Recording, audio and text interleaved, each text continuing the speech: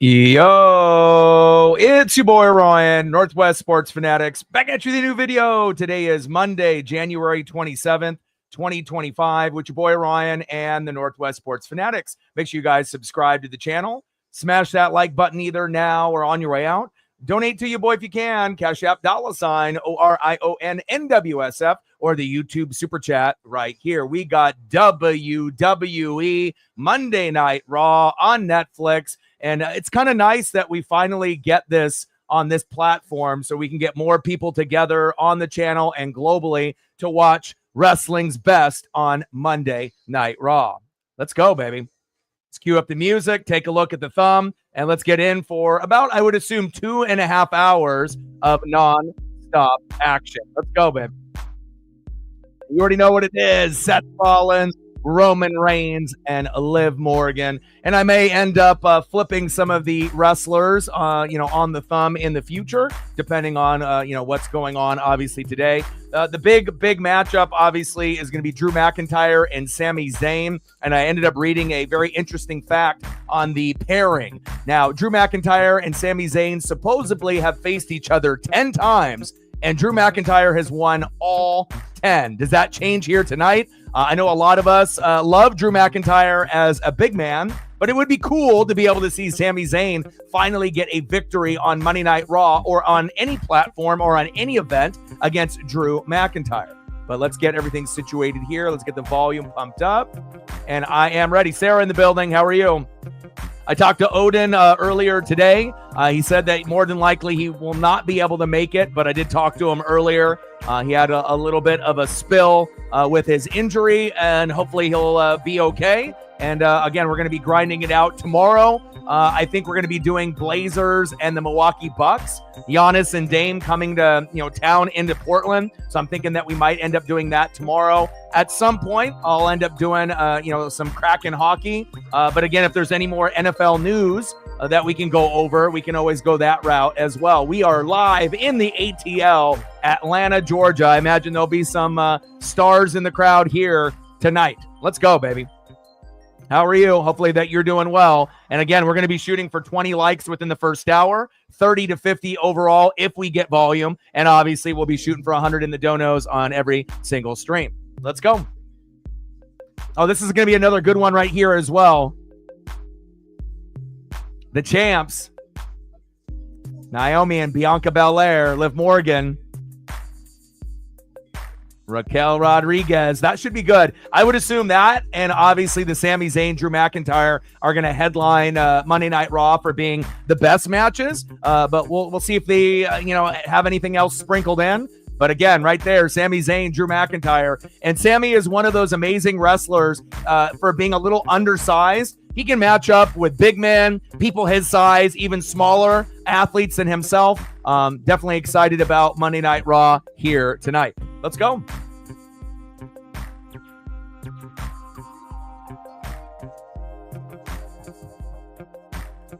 And I like all the little subtle things that they've been doing recently, on Monday Night Raw, like where they have the announcers in the crowd. It's cool to be able to give you something a little bit different. The camera angles with the drone shots is cool. Obviously, Michael Cole and Pat McAfee are a great duo. Where Royal Rumble is going to be on Saturday. We're going to be live streaming that as well. I might be able to do, obviously, SmackDown on Friday night, possibly. We'll have to wait and see if the link becomes available. But I'm definitely excited about Raw here tonight.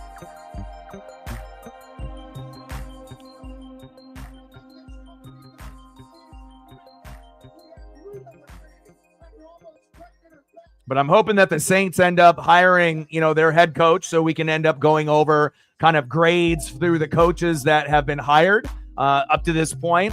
Saw some cringy video of Liam Cohen on the Jaguars. I wish him all the best. I just wish it would have worked out with him staying in Tampa, but I don't blame him, for being the head coach. But I wouldn't be surprised if a lot of these guys that got hired this year are going to be out the door in about 2 years. So maybe even sooner than that.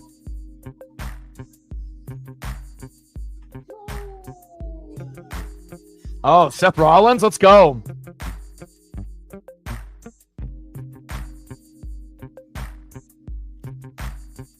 I mean, to me, he's just a coordinator, not a head coach. But, you know, it is what it is. Seth fucking Rollins. It doesn't matter what outfits he wears. It doesn't matter what stunner shades he wears. He can be a heel. He can be a face. You know, this guy is everything. And I'm happy, you know, that they created a belt for him initially, but it's something that he should have already been the heavyweight champ long time ago. But regardless if he has gold around his waist or not, he is very entertaining. And again, you know, for all the people that end up, you know, going through NFL predictions, you know, there's a lot of people that will come up with a lot of theories. But if you look at my track record, you know, for AFC, NFC championship games, the Super Bowl, the NBA finals, the Stanley Cup, you know, and obviously for, you know, the pennant for MLB, I'm not wrong very often. I'm swinging about 90%. You know, I'm batting 900 out of 1,000. Like, every once in a while, there might be a crazy thing that happens. And, you know, not only would I get it wrong, a lot of experts would get it wrong as well. But I know it's not the Super Bowl that a lot of us maybe wanted, you know. But again, you know, until defenses get better, that's the only way you're going to beat teams like Philadelphia and Kansas City with elite coaching.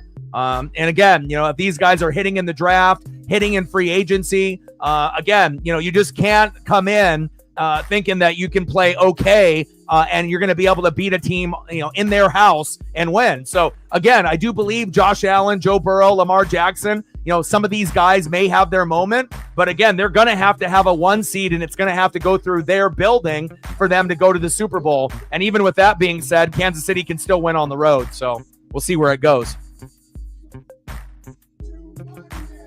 Knight Rollins.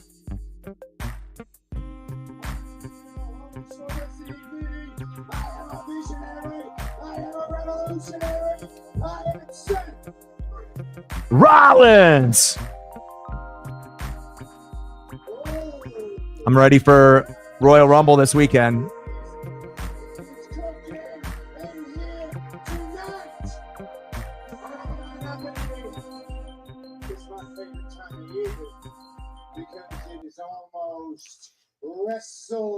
WrestleMania. Let's go. Kicks off this Saturday. Win. Lots of competition for the Royal Rumble this year as well. I feel like there's more names that could win than normal. So it will be very interesting what direction they go for the men and the women. We kind of have an idea, you know, of some of the favorites, but you just never know with Triple H and this new regime. Megan in the building. How are you? The most embarrassing loss of my career. I got a black eye the size of Georgia. I got blood coming out of my head. And in that moment, I thought to myself, who are you?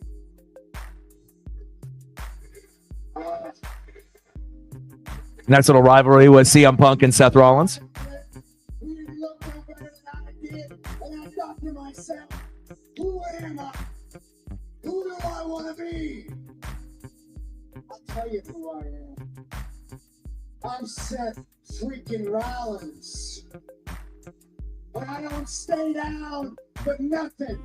I stand up when I know who I am. When I'm the most focused version of myself. There's nobody on this planet. Tell him, Seth. Me. Facts. I decided to start my path to redemption. It started last week when I beat Drew McIntyre. It continues this Saturday at the Rumble when I toss everybody else out. Most star-studded Rumble of all time, and I don't give a damn. Tell him, Seth. Tossing them all out. John Cena, tossing them out. Uso, tossing them out. Tell him. Drew McIntyre, tossing them out. Sami Zayn, tossing them out. Roman Reigns. Ooh, baby.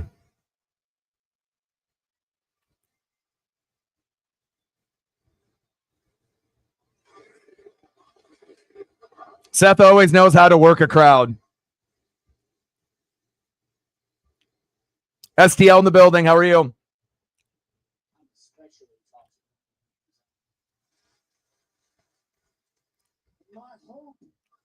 And we got, obviously, SmackDown on Friday. Normally, there would be a Saturday night main event, but we do have Royal Rumble this Saturday, so we'll definitely be live streaming that.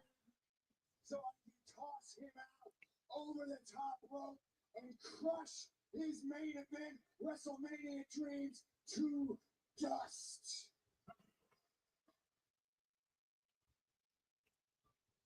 I'm a man on a mission. The real question is, after I win a Rumble, which championship am I going to go after? That's a good question. I'll tell you, the ring general, Gunther, the World Heavyweight Championship. That sounds good. Gunther, one of the best to do it in this ring, but we all know. I feel like Gunther's reign is getting a little stale. At some point, he's got to drop the belt. We got to get somebody new with the gold around their waist. It's not like he's a bad champion, but I just think it's, kind of like for some fans in the NFL with the Chiefs, they're just wanting something new, something different. See, that's the one that you would want to go, Seth and Cody that makes more sense than Seth going over the Gunther belt.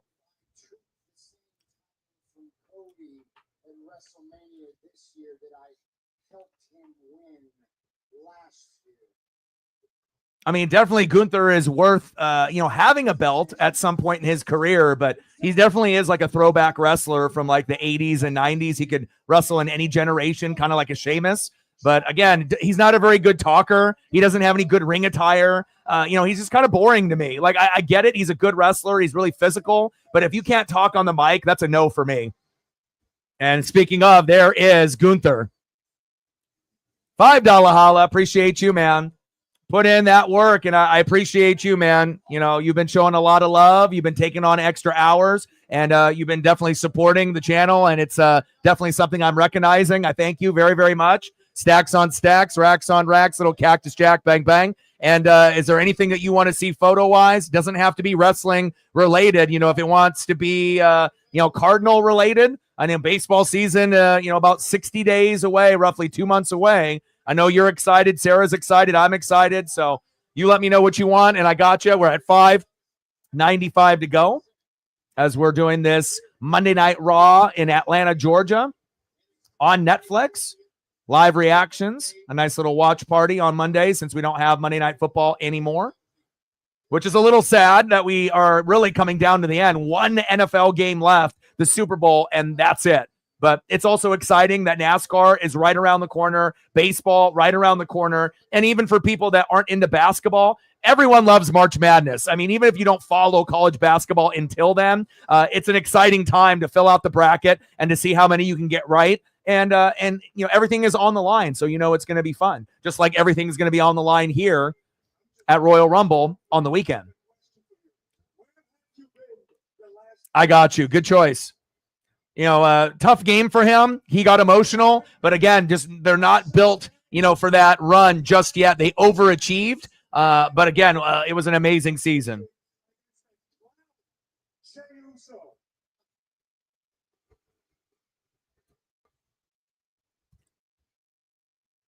And I'll sprinkle in some Jaden Daniels from LSU for you and from the Commanders.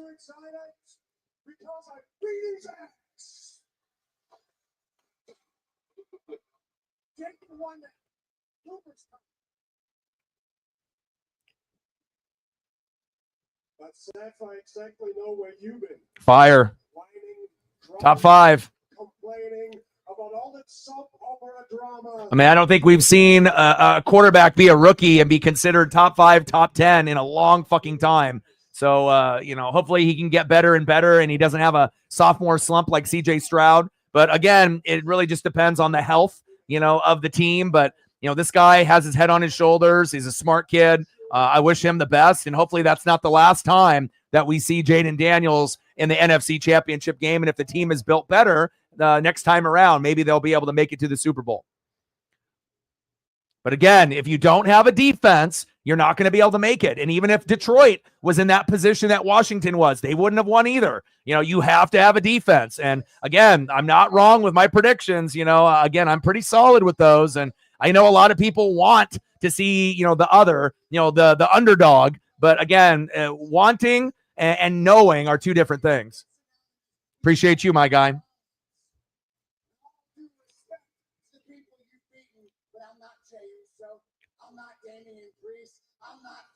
I agree. Seth, I know who you are. You're Seth freaking Rollins. I don't forget that, son. Don't you are. Appreciate you, my dog. That ever stepped foot into this company. You achieved all the accolades. You created so many memorable moments for those fans. But let me tell you this. It's 2025, and you are not the best wrestler in this company anymore. I am. At this time on the And I don't think Gunther is terrible on the mic. You know, obviously, if you're not from the United States and you're from a foreign-born country and English may or may not be your first language, of course, mic skills are something that you can get better at, but some people just have that natural born charisma. Some people learn techniques and whatnot. So I won't say that Gunther's bad on the mic, but he just doesn't do anything for me. So. Looking up at the lights, and you're going to realize that the only name synonymous with the World Heavyweight Championship is the Ring General. He said, the Ring General.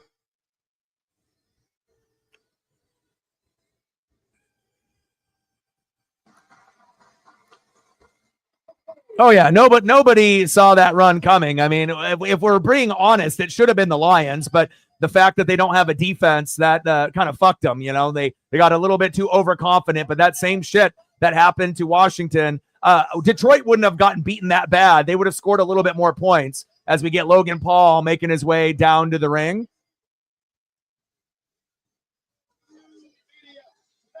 But that's what makes football great, when things come together. You just never know if you get the right coach and the right quarterback and, the right defense, the right free agents, the right rookies. I mean, if you look at Philadelphia, I mean, they probably had the best offseason out of any team, to be able to have the success. And I'm not just talking simply about Saquon Barkley. It's a little ridiculous, on all those pieces that they were able to, hit on.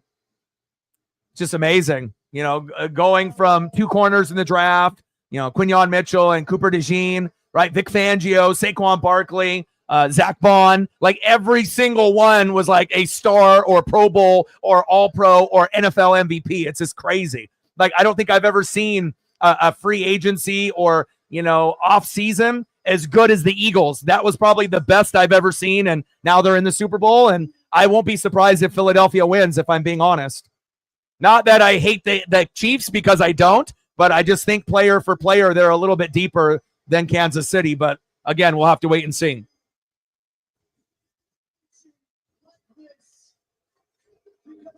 I mean, if they can shut down Saquon, the Chiefs can win. But if they can't, then they won't. So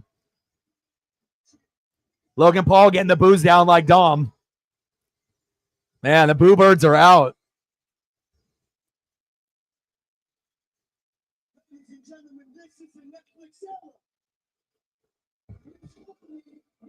Oh, yeah, Reed Blankenship is definitely underrated. He's a dog. He's always around the football. He's always the guy who, ends up getting a tipped interception or, he's just around the football, gets random fumbles. He's definitely underrated. I would agree with that. Logan and Dom always getting all the heat.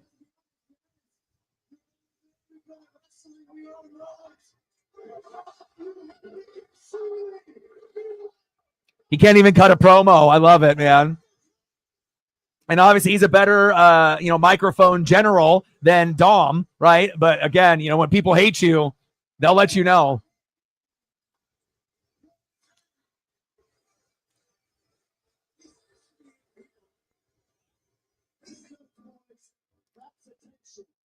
So if there's anything that you two need to be worried about, it's the guy who built a WWE career faster than you both. This Saturday, your boy's entering the Royal Rumble. Who do you think is going to be the surprise in the Royal Rumble? Like, Who are we going to get? Are we going to, I know Alexa Bliss, there's some contract disputes. Are we going to get Becky Lynch? Are we going to get Alexa Bliss? Is there going to be like some old school throwback name that they're going to throw in there? Like one of the OG wrestlers, female or male? I'm very curious.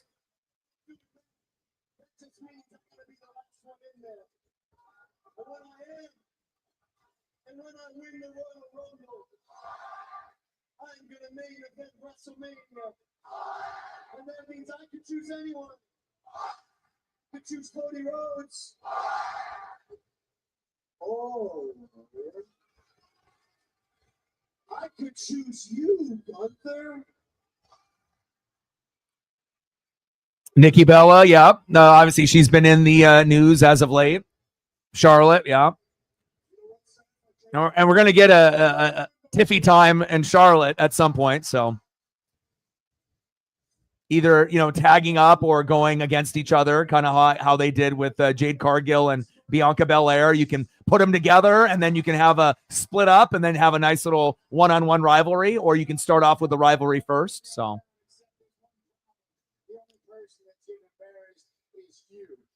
Oh, man, AJ Lee would tear the house down.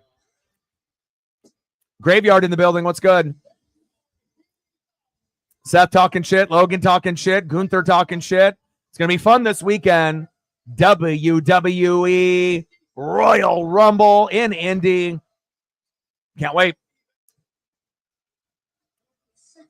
Yeah. And again, I preach, what it takes to be able to get to the top. O-line, D-line, defense, coaching, play calling. I'm at the position that I'm at because, I put in the work. I get results. So I wasn't really too surprised with the, Eagles, Chiefs, even though there was some, questionable 50-50 calls that went for the Chiefs, right? And again, that's expected. But if you want to beat them, you have to be able to, get a 10-point lead or more on them so the refs aren't going to be an issue. You have to be able to have that lead on them. So if they end up calling a PI or they call some kind of bogus, quote unquote penalty, that it's not going to affect the team that, is being penalized. Facts. So until they get a defense, Buffalo, the Ravens with Lamar, Burrow with the Bengals, have you noticed something? All three of those teams don't have a fucking defense. So how are you going to fucking beat the Chiefs if all those superstar quarterbacks don't have a D? And the answer is you're not. So that's facts. And Spags is, probably, one of the best defensive coordinators, if not the best, top two, up there. So again, Spags is much more qualified to be a head coach than pretty much everyone that got a head coaching job at this point. But I think if you realize that you're good at something, you do what you do. Karrion Kross coming in with Sami Zayn here. And again, sometimes it's cool to be the best defensive coordinator or the best play caller on offense. You don't have to be a head coach. But, some of these guys want to see if they can, do it. But a lot of them will realize and get slapped in the mouth and fired within a year or two or three that they just can't handle the responsibility of being a leader and a play caller. It's, too much. You can't be a fake leader with a bunch of rah-rah fake speeches if they don't think you're genuine and they don't believe in you. So we'll see how it goes for a lot of those people that were hired. Besides the OG guys like Vrabel and Carroll, those guys are obviously legitimate. But even with those guys, they could end up pulling the plug on them within 2 to 3 years. That is facts. Randy? Yes, I saw there's some kind of a NASCAR thing. I have it on my phone, but I noticed, what is it? The Clash at Bowman Gray is this weekend. Then Daytona Duels on the 13th, and then Daytona 500 on the 16th. And I am going to try to do, as much as I can with the NASCAR this year. World Tag Team Championship. Eric and Ivar. All right, baby. I was going to say, finally we get some matches going. Yeah, Randy Orton possibly. But I got the whole NASCAR schedule. Daytona 500 on the 16th, which is awesome. Then you got Atlanta, Coda, Phoenix, Vegas, Miami, Martinsville, Darlington. So, and I need something like for me and my mental health, and just, I like to be able to keep busy, and I want to be able to do the best events, for whatever that is each day. And not having football on Sundays, and then let alone not having college football on Saturdays, I need that in my life. So I need to fill that gap. So if I don't have NFL on Sundays, I got to have that NASCAR, and I really look forward to that. So, but again, we're going to be doing more and more wrestling on the channel as well, possibly 2 to 3 streams a week, so that covers about half of the week, filling in for football. And then we'll squeak in a little bit of NBA, a little bit of NHL, Blazers, Kraken, NFL freestyle streams. If there's something worth talking about, like the Pete Carroll hiring and these coaches, we can always do that. And then sooner than later, we'll be doing NASCAR. We'll be doing March Madness in March. And then the season that I'm really excited about is going to be MLB season in April. And then that'll keep us busy pretty much every day from April until hopefully September, October time, depending on how far the Mariners go. But we got a tag team championship here just right around the corner. So you mean I don't have to go back through all this to switch? Nope. It's easy to switch from TurboTax to H&R Block.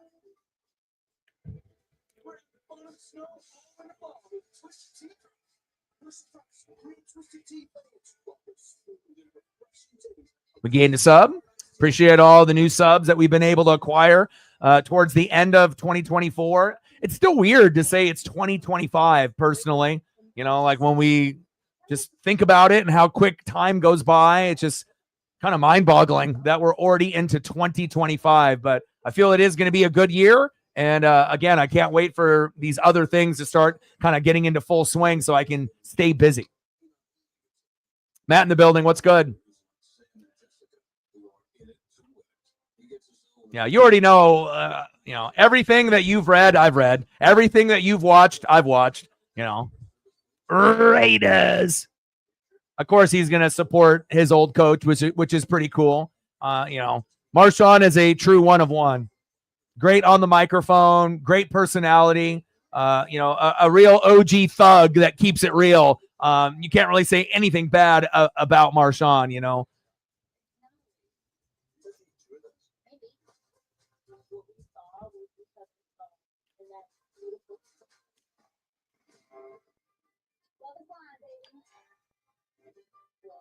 And then we got the Bucks and the Trailblazers tomorrow. Dame coming back into town. And again, Dame and Giannis, we might get our ass kicked. It's on TNT, True TV, and Cinemax. So it's on at 7 o'clock Pacific tomorrow. So I think that's what we're going to be doing for Tuesday. And then I haven't really decided for Wednesday, Thursday, Friday on what we are going to do. Friday could possibly be SmackDown if, I can get the link and everything is good to go on that end.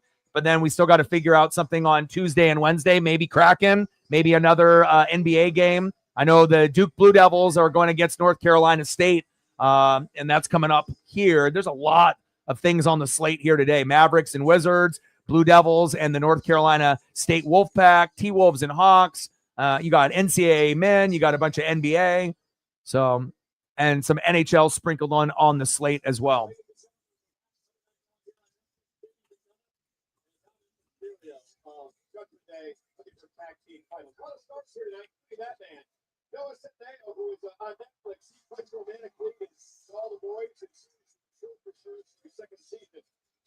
Yes, I'm excited, man. And again, I do apologize to all the NASCAR fans, on the channel. Little Yachty in the building. What's good? But I really do enjoy it. But the only reason that we stopped is that we stopped getting enough support. But if I can get enough support, 2 Chains, if we can get enough support, with likes and views and subs and donos, I would love to try to do almost every race, throughout the year until we get, into like, further along into, baseball season and football season. So, it's a great thing to be able to look forward to on Sundays. I know I look forward to it. I know you do as well, STL. And, I've been watching for a long, long time, and I'm ready to get back into it.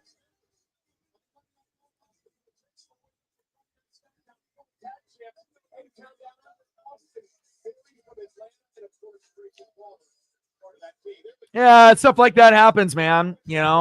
You just got to be able to try to, keep your emotions, in check the best that you can. And if you know you made a mistake, apologize, and just work at trying being better, But if you already have kind of a history of getting a little heated too quickly, you have to be able to, find things that can bring you into your center, and you can kind of, get back to that point where you're calm again. Easier said than done, because, obviously each individual is built differently. They're wired differently. But I know if you eat healthier and you get better exercise, that definitely helps out with a lot of the stress and the other things that are going on in the world right now.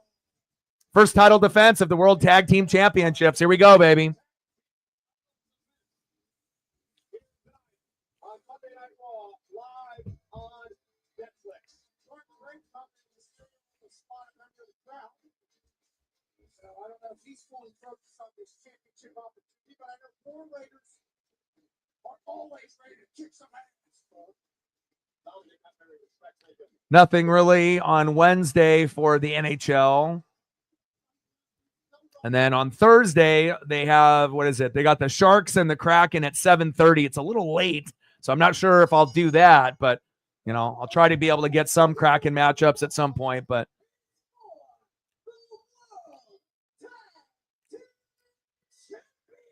Tell them, Alicia. There we go.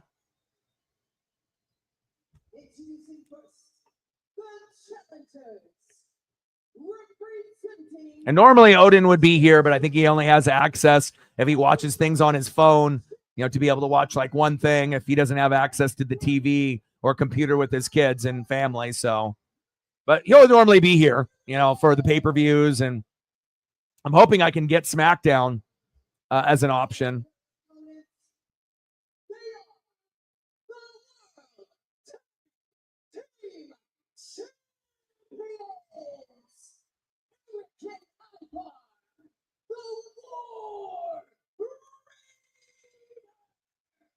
Do you like the name War Raiders, Sarah? I think, isn't it better? Viking Raiders sounds kind of better than War Raiders.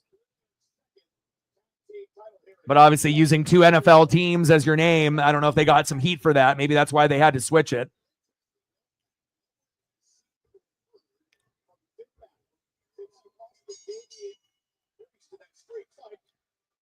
No, you're good. He messaged me. He actually, he broke his foot, and he ended up, falling down. And he's a pretty big boy, and he ended up falling down and kind of further, not really like injuring himself further, more his pride, he said, than anything. But, I think he's just mentally kind of going through it a little bit right now.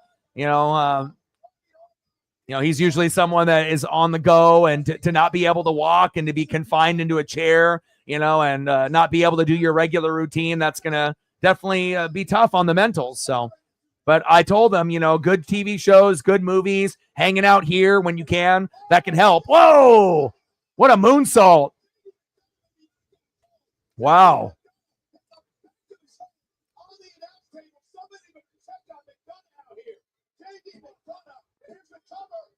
Two. Yeah, JD McDonough. Oh, my. Check on him. Oh, shit. Damn, he hit hard. He fucking, like, whiplashed hard. I hope he's okay. But, Jesus Christ. I mean, I've seen guys that, have done moonsaults and whatnot, but he had some fucking whiplash. I mean, regardless if that was the back of his, neck, his head, or even kind of where his shoulders meet, that was pretty wicked and vicious. He might have to get checked for, some kind of concussion or assistance after this match is over. Damn. I mean, I've seen guys kind of, I don't even know how he's in the ring right there, but that was a little vicious coming down off the ringside table that Michael Cole and Pat McAfee are at. Hopefully he's okay. I mean, he's in there off adrenaline alone, but ooh, big slap. Yeah, and I think that's why he likes a lot of those types too. He can kind of probably see himself in a lot of those people as well.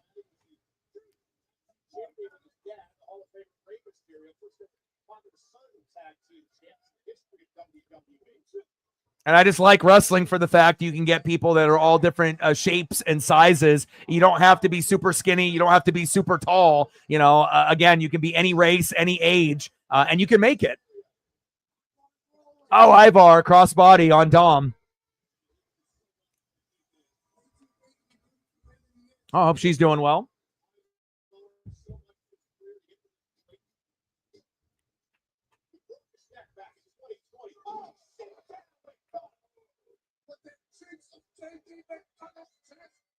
War Raiders.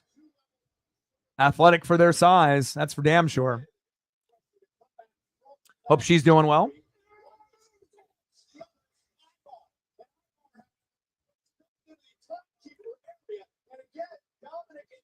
Oh, Dom. Oh, he caught him. But then his shirt is over his head. Oh, look at this. Oh. Wow. Way to keep going with the move after Dom's shirt went over his face there. Oh, here we go. Here we go. Here we go. Get him. Oh, I love the big man showing that athleticism. Yeah, Chiefs fans are happy, but I think a lot of people that aren't Chiefs fans or Eagles fans are a little upset. You know, we saw this a couple years ago. But again, there's no guarantee the Chiefs win. You know, even if people think that the refs are in the back pocket, if you really look at it, player for player, the Eagles are better, but they do have a little bit of injuries on that offensive line. We know Juwan Taylor is the probably worst player on the Chiefs on that right side, you know, but again, with the injuries to some of the, you know, centers with Jurgens and Dickerson, you know, that could end up being an issue possibly, but it's not like Chris Jones, had 5 sacks. You know, sometimes, you know, he shows up and sometimes, you know, you don't really hear from a player like that, and that's a little alarming. But, you know, I could definitely see the Eagles winning this time around. But either way, I think it could be very, very close, and the winner of the Super Bowl could be, as close as 1, 2, or 3. But I don't really see it being a blowout of like 10 points or more. I think, 3 to 7 points seems pretty fair, because both of these teams are equally matched with offense, defense, O-line, D-line coaching, play calling. They got all the tools, and they are literally the two teams that match up equally. So we'll see what ends up happening, obviously, in the Super Bowl. But it really wouldn't surprise me either way if Mahomes three-peats, or if the Eagles finally get a Super Bowl with Jalen Hurts and Saquon Barkley. That wouldn't, we'll have to wait and see.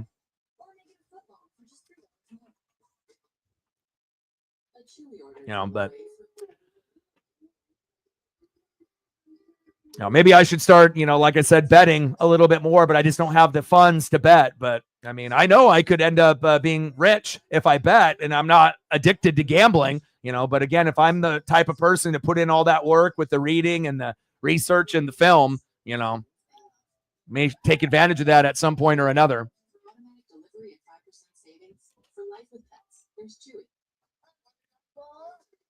Let's go, baby.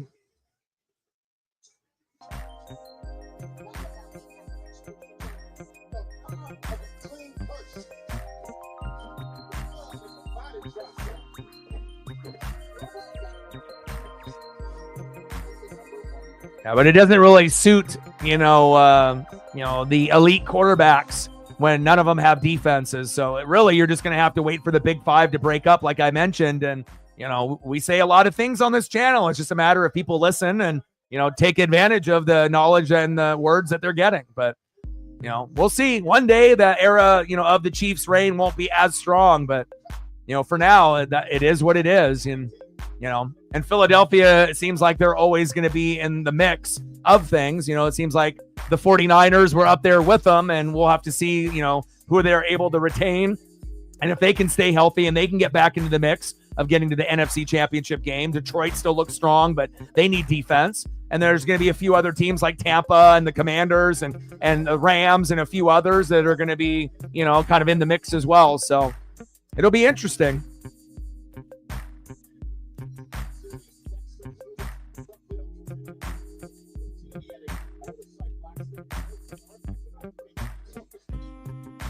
Nice suplex there on Dom. Ooh, right to the face.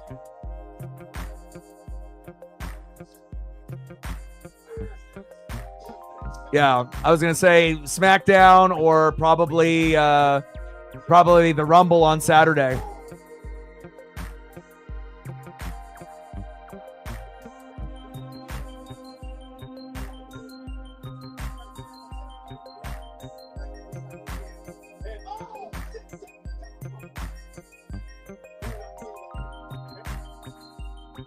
Eric and Ivar.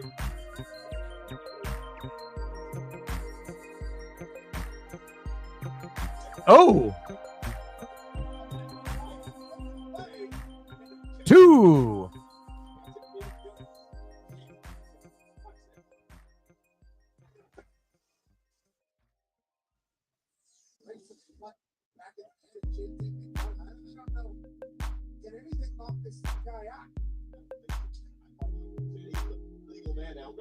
Titles up for grabs.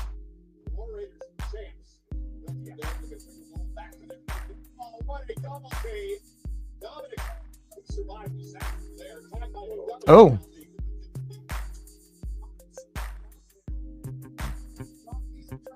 Is it just me, or are the War Raiders faster than they were like a year or two ago? They seem very, very smooth together, and obviously they should be because they're a tag team, but they just look like they're moving faster than I've ever seen them. Like, one move to the next before. They look like, maybe they've lost a little weight, and obviously they're both kind of big boys and whatnot, but the chemistry between both of them and the speed between both of them, pretty fucking impressive. And I imagine that's a big reason why they decided to put the gold, around their waist. They may not have it forever, but pretty cool to be able to see guys like that represented, this particular way. McDonough with a kick to the back of the head there.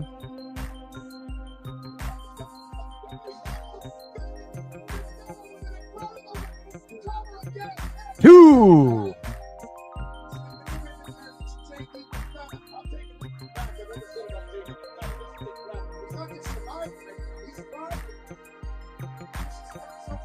Man, JD's head bounced off that table. Holy fuck, man. I just saw another replay on here. Holy moly. Dom at the top.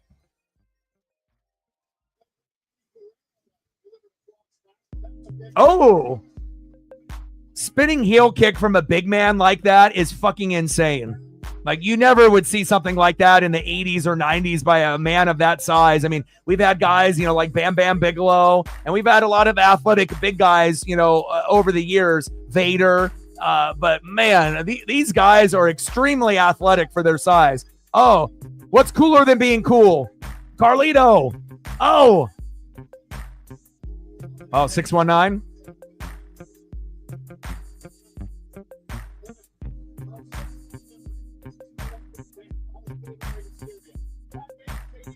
I just don't even know how JD McDonough is still participating in this match.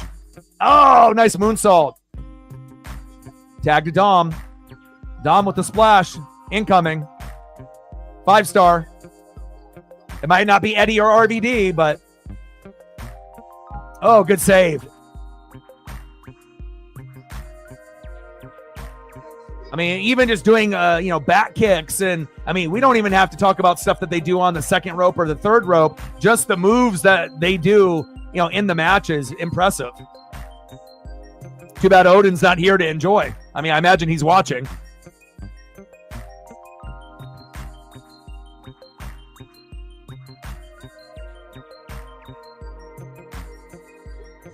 I mean, that's when WWE is doing some special things, when you can have these four and the crowd will chant, "This is awesome," which normally you wouldn't hear if these four guys were wrestling. But again, WWE in a very good spot right now, getting the most out of their mid-tier wrestlers and their upper-tier wrestlers.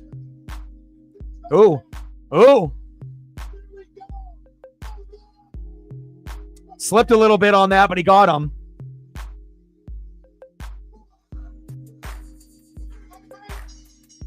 And it's over. Wow. War Raiders retain.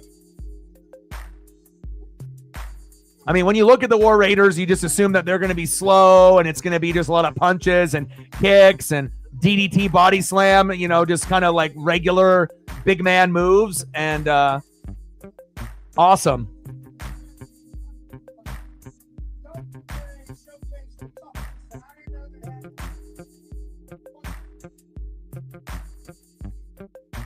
Oh, it's Pete Dunne.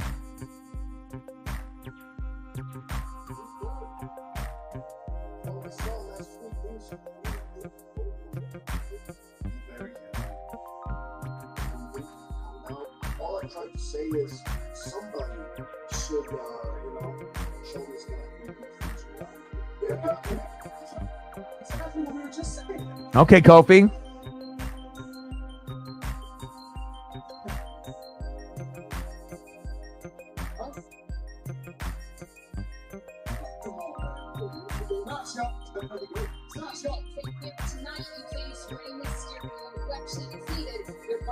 It's like after seeing them be like faces for years and years and years and years to see like Kofi, and be like a heel. It's been a minute.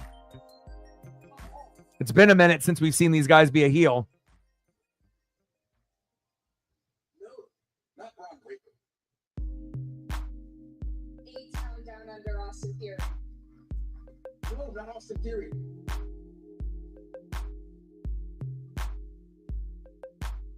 Cody Rhodes.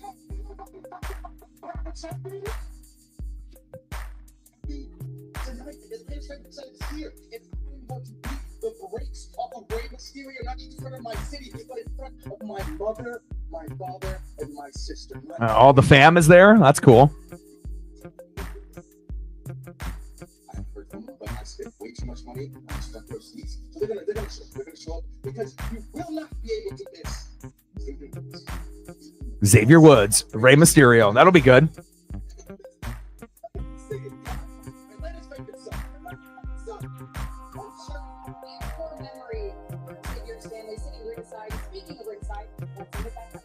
And then they'll show the seats and they'll be like empty.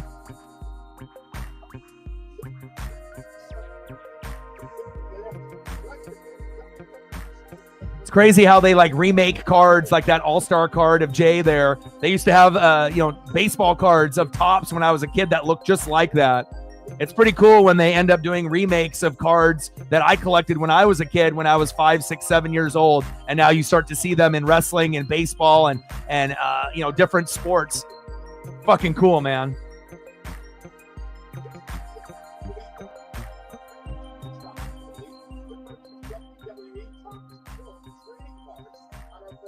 Yeah, well, WWE is, it's supposed to be a good escape, like video games. It's a good escape just to be able to, get away from reality for a couple hours and just, enjoy wrestling with your friends. And hopefully their matches are somewhat entertaining and you get some good promos. And, football is a little different, with all the intensity and everything that's on the line, again, Ducks will be back. And again, I wouldn't be surprised if Dante Moore just plays just as good as Dylan Gabriel, if not better. And hopefully we have enough pieces, to be able to go a little bit further, next year and beyond. LWO coming out. Latino World Order, baby.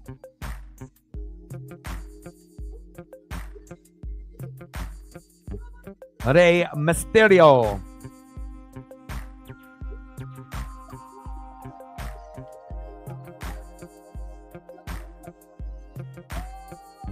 Yeah, plus it's good to be able to have other hobbies, instead of just, strictly football. Because when football ends, you want to have something to look forward to. So that's why, for me, it's, NASCAR, baseball, wrestling. I need to keep myself, motivated and excited about, what's going to be, the thing the next day. So.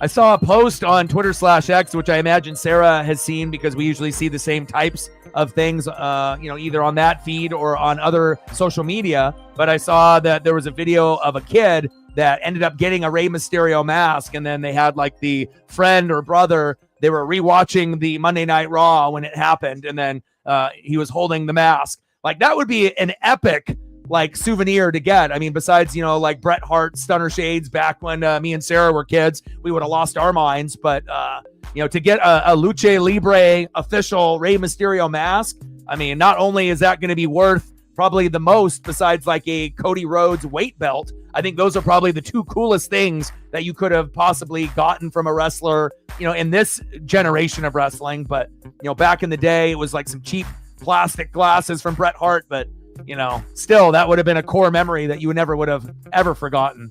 And I imagine a lot of those kids that had those Bret Hart glasses probably still have them to this day. I know I would. Yeah, Malachi Black. Yep. And I've been tuning in a little bit more to AEW, and it's been getting better. Again, it just depends on, if you can get the, main people back. And, if you got Ospreay and Kenny Omega, that's going to be good enough. Like, I need them and the Young Bucks and a few others. And it sucks that the Lucha Bros are no longer there. You got one, obviously, with, Penix, obviously, and we'll figure out, if the other will join them shortly, which I assume that will happen. But I'm still seeing some, decent matches, on Dynamite. But again, if you're looking for overall product, we know which one is better at the moment. So.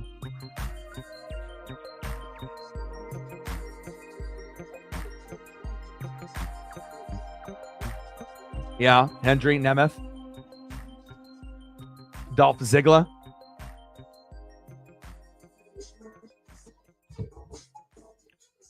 Yeah, Ricky Starks, he's talented too. It just depends on what wrestlers, get a push and whatnot. But Ricky Starks is good on the mic. He could definitely be an individual like on SmackDown or on Monday Night Raw. So.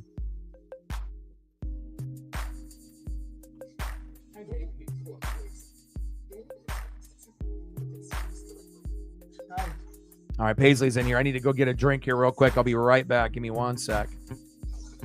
Honey, you want to lay down? I'm going to get a drink real quick. Confused?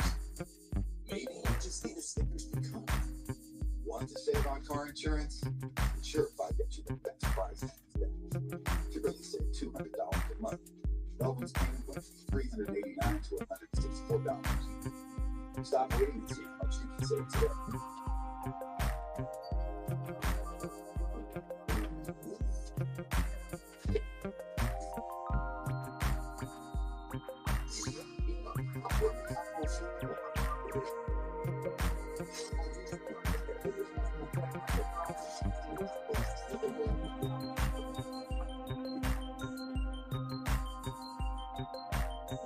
I got Paisley in here. She missed Dad, so she's in here now watching Monday Night Raw.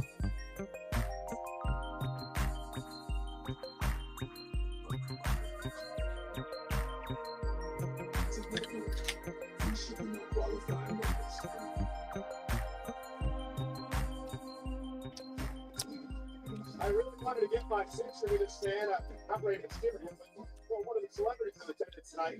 Little baby, Doc, certified gritty, right here. Little Baby. All the rappers are there, which isn't a surprise.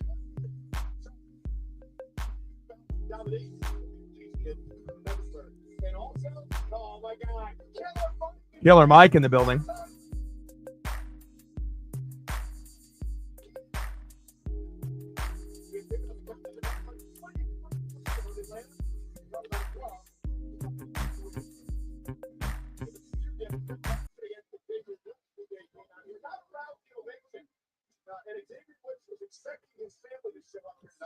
Reserve seating. So, yeah, I imagine that they won't be there.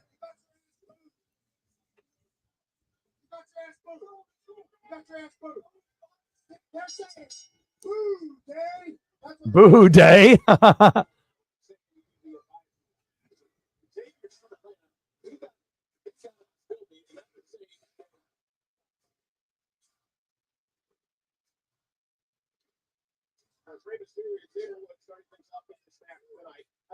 We need 3 more to be able to get to 10. Let's see if we get a few more people coming through. Where are we at now? 1 more to get to 10. So 1 more to get to double digits, and hopefully we can get there. And I feel like with the longer and the more episodes that we end up doing, for Monday Night Raw, WWE main event Saturday night, then we'll be able to grow it, But again, it's not something that we typically have done before. We normally just do, 1 PLE or pay-per-view a month. So, it'll be a little bit of an adjustment period, but I am confident that over time, we should be able to get more of the OGs and more of the wrestling fans and some new wrestling fans that come and hang out and watch Monday Night Raw. I mean, if you're going to be watching it anyways, you might as well watch it with a group that, you know, loves wrestling as well. So.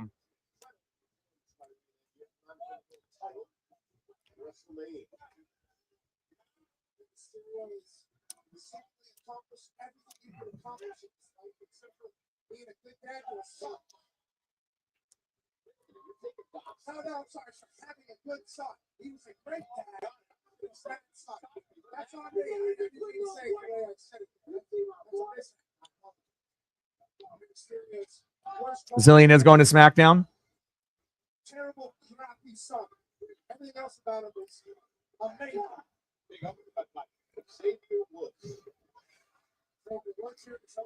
Yeah, and I just wish the NBA and the NHL were, you know, a better product.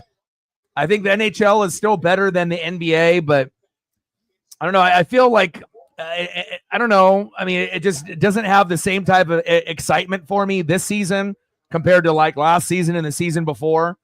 I mean, I think now once football completely is over with and I can start focusing on other things, then maybe I'll be able to get into it as we get further along into the season. But also with the Kraken not really being good, you know, it's kind of hard to be able to, you know, root for your favorite team and watch them, you know, continuously struggle. But they have been getting better as of late. Same thing with the Blazers. So I'm optimistic, but I just haven't really gotten into the flow of like really enjoying NHL in this particular season. But maybe as the season goes along further, it'll get a little bit better.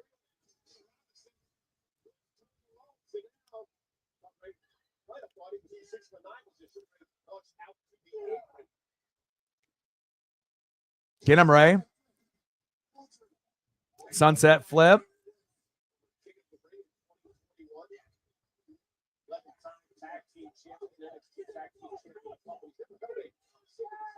What we got here? Leg drop. Yep. Oh, wow. Back of the neck.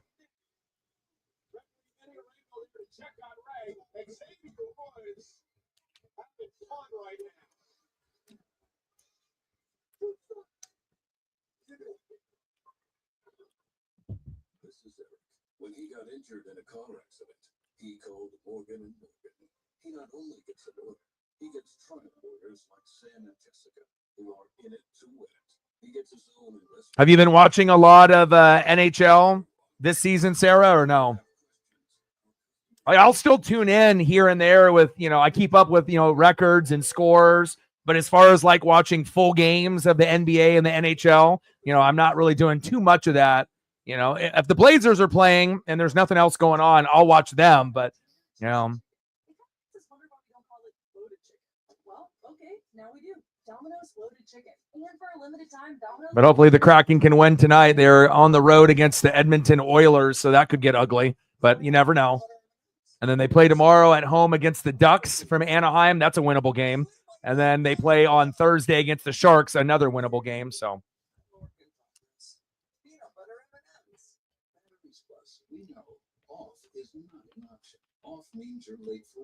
Yeah. Well, you don't really watch anything, Matt. You know, you probably watch as probably the least out of anybody on the channel because you're just college football and NFL, and that's it, right? You don't watch anything else besides those two things. You got to find another hobby. You got to find something else to keep you going when football season's over. Yeah, I don't know. I just haven't really enjoyed the NHL as much this year. I mean, it's okay. It's not terrible. I mean, it's better than the NBA, you know, unless I'm watching the Blazers and, you know, Blazers are a little bit higher on my pecking order than NHL right now for me. So, but again, once football is completely over, NASCAR starts, you know, kind of, you know, doing races regularly and, you know, and then we get into March Madness and whatnot, you know. I mean, too bad, you know, football and baseball don't start and end at the same time. So there's no like, you know, having to do a bunch of like filler stuff. But, you know, again, that's just what we're going to have to do, you know, for, you know, February and March until we get into April. So at least there's only 2 months, you know, that you have to do some of that filler stuff. And, you know, from April on until football season, April till September will be Mariners. And then September till February will be NFL and college football. So,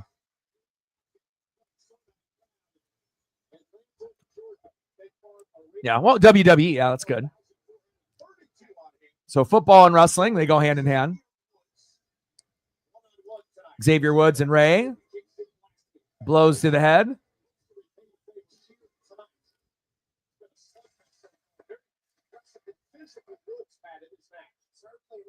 Oh, goodness. What a move by Woods. Great catch. Great counter. Now a vertical suplex coming from Xavier Woods to Rey Mysterio, the former king of the ring, showing off here tonight. For me, I'm more on like Netflix, Hulu, Apple TV Plus. Usually when I'm not working and whatnot, or spending time with Paisley if we're walking, I'm usually watching shows. I'm not really on YouTube watching other channels or other things, but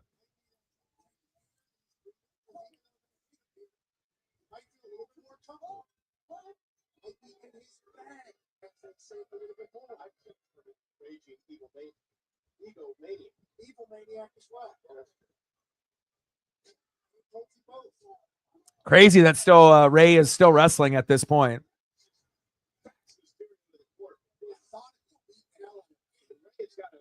Somehow creates a space in this matchup so we can get rolling here. Ray is much better than the high tempo.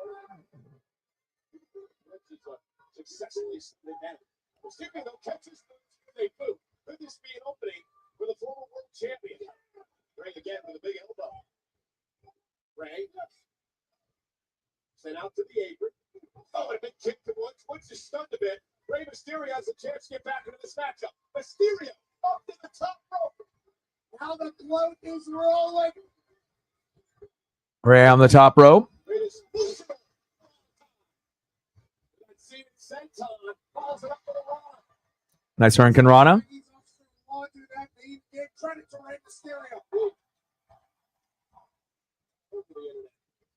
Mysterio now. 2. I only hit him with a 2. Xavier Woods with the counter there.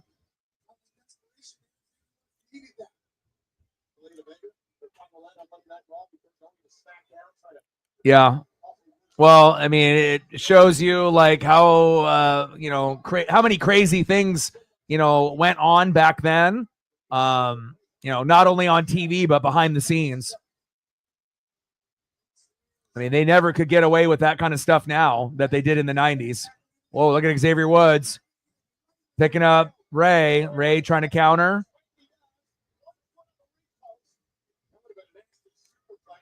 Yeah, that would have been a nasty superplex. Tell him, Cole. Oh! Nice power bomb.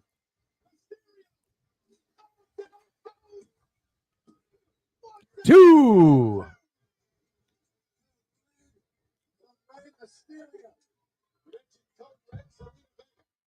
Oh, yeah.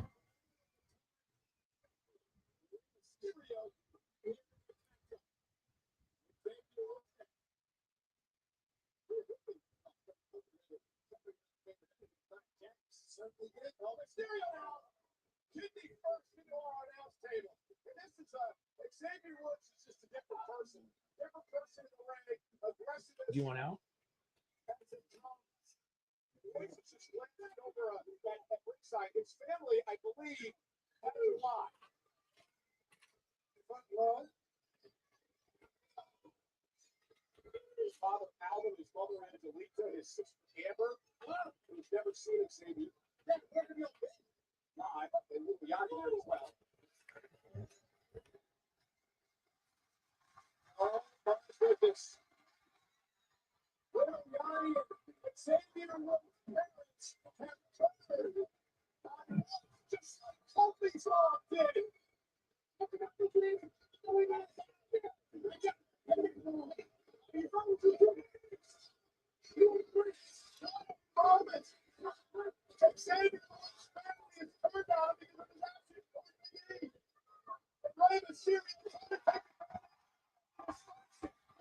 Oh, 619. Bang. Ray.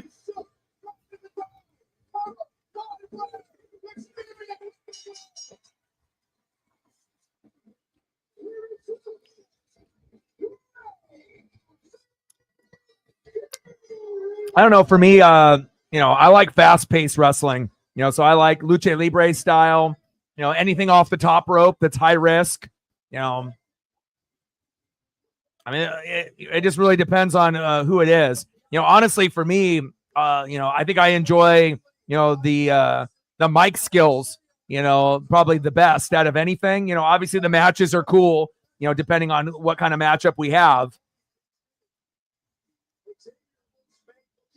But, you got to be able to cut a promo.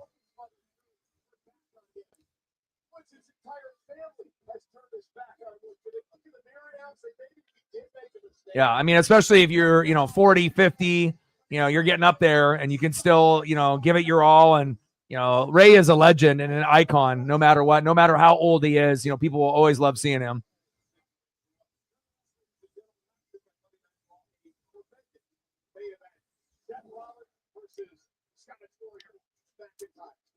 Seth and Drew, that was good last Monday night.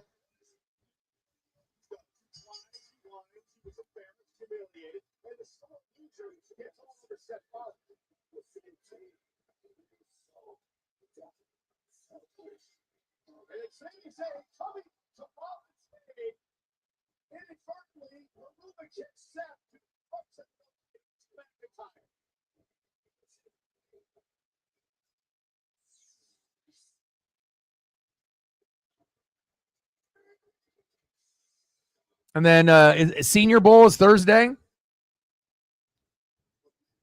want to talk to you all week. You know what happened last week. That kick. You know that was an accident. Seth, you know that was a mistake. You know that. You know me. Yeah, okay. Sammy, I know you. We go back a long way. That one was a mistake. That was a mistake. But you got to understand why I feel like it might not. No, Senior Bowl is on Saturday. This relationship is, this thing we got going on with Roman Reigns. Like it doesn't. It's on at 11:30 a.m. But yeah, last week, mistake. If something like that happens again. Too bad the Senior Bowl isn't on like Thursday or Friday, so that way I could actually do a stream for it or whatnot. But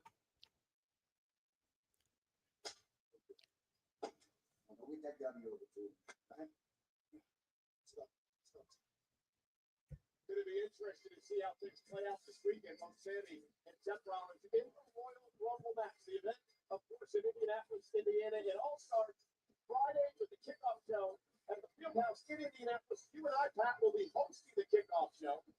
We'll also be a part of the countdown show the next day, special start time. Duke down 23-19. Cooper Flag still balling out of control. Hopefully he ends up on the Blazers. That would give me another reason to do more Blazer coverage.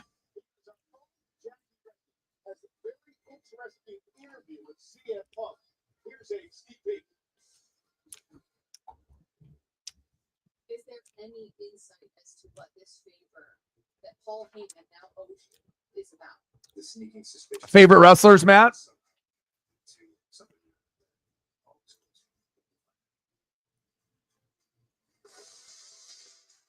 Ladies and gentlemen, Monday Night Raw is live tonight on Netflix. Gained another sub.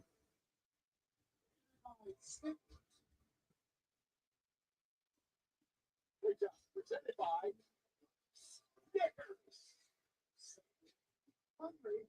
But I'll tell you what, I was super tired after yesterday.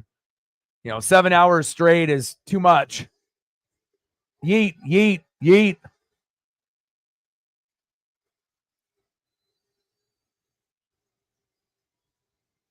But it felt good to get a good walk in, though, let me tell you.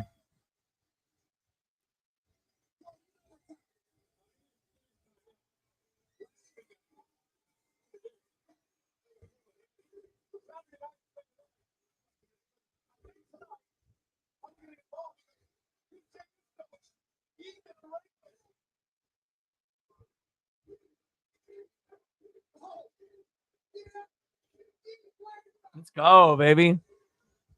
It's just me, Oos. You know, you don't really see too many people come out of a tag team that's already incredibly popular and then to go on a singles run to be able to kind of come up with different catchphrases and a vibe, you know, like Jey Uso. Good for him. You know, not very many people, you know, can break off of the tag team and have this type of vibe and success.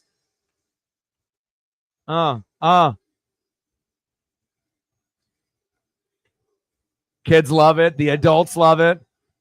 The rappers love it. Everybody loves it. Yeah, Quavo. I mean, all the rappers are there, so it's not like they're gonna, you know, have events in Atlanta, you know, all the time. I mean, they're obviously gonna pass through, you know, a couple times a year, unless they have like a PLE there. So, not surprised to see all the rappers there in the ATL. I think the only other big Atlanta individual that we haven't seen might be Ludacris, but not sure if he's there or not. I assume if he was, they would have shown him already.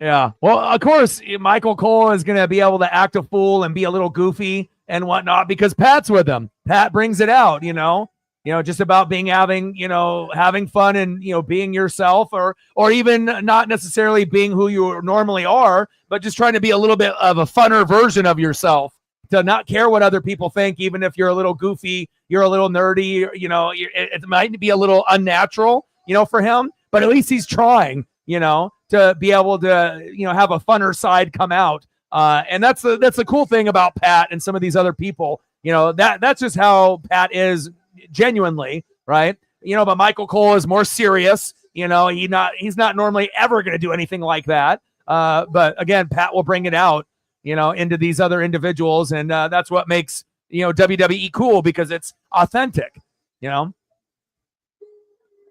It's okay to let loose and have some fun.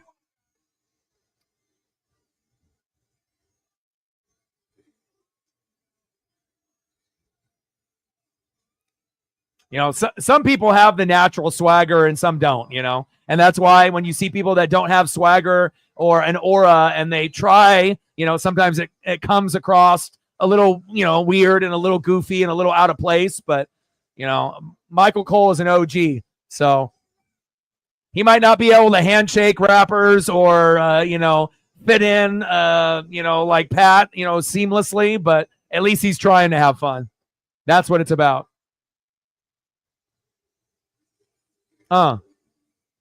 Is this what we're doing? We're just yeeting the whole time. He's not going to talk or wrestle or anything. We're just yeeting for like 5 hours here. We're just yeet, yeet, yeet. It's me, Oos. Oh, they're going to have him do a guest commentary.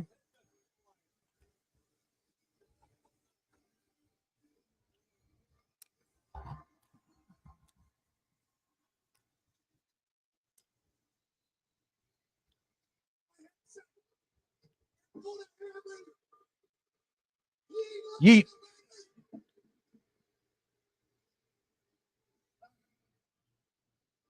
I needed that.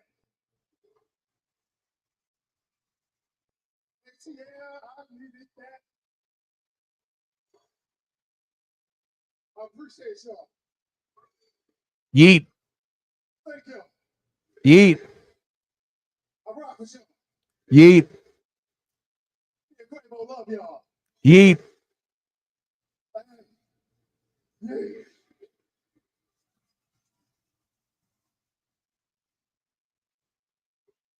Y'all see what happened on Saturday night? I lost.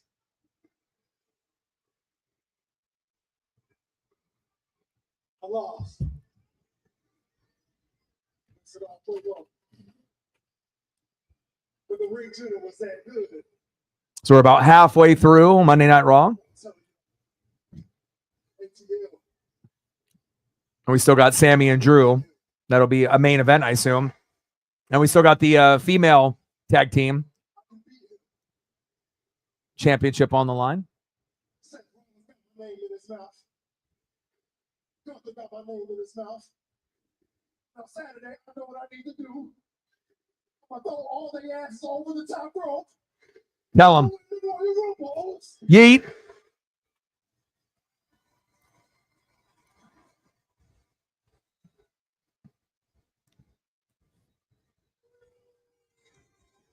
And then I'm gonna go on to main event. Yeah, I mean, I started watching, in the 80s, and I never missed a Monday Night Raw or SmackDown until we got into COVID, and, it wasn't even watchable at that point. But thank God, we have the right people in control now.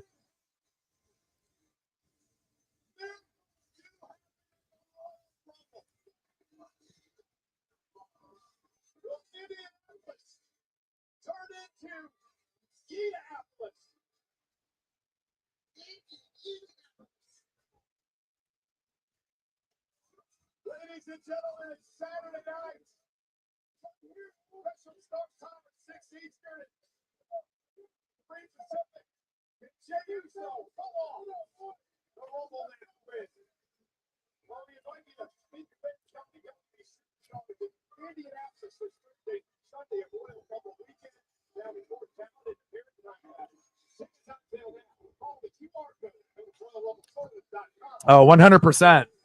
There are definitely going to be some Colts players, Pacer players, maybe even Caitlin Clark, the Fever. You're going to get anything and everyone, from that particular area that will be there.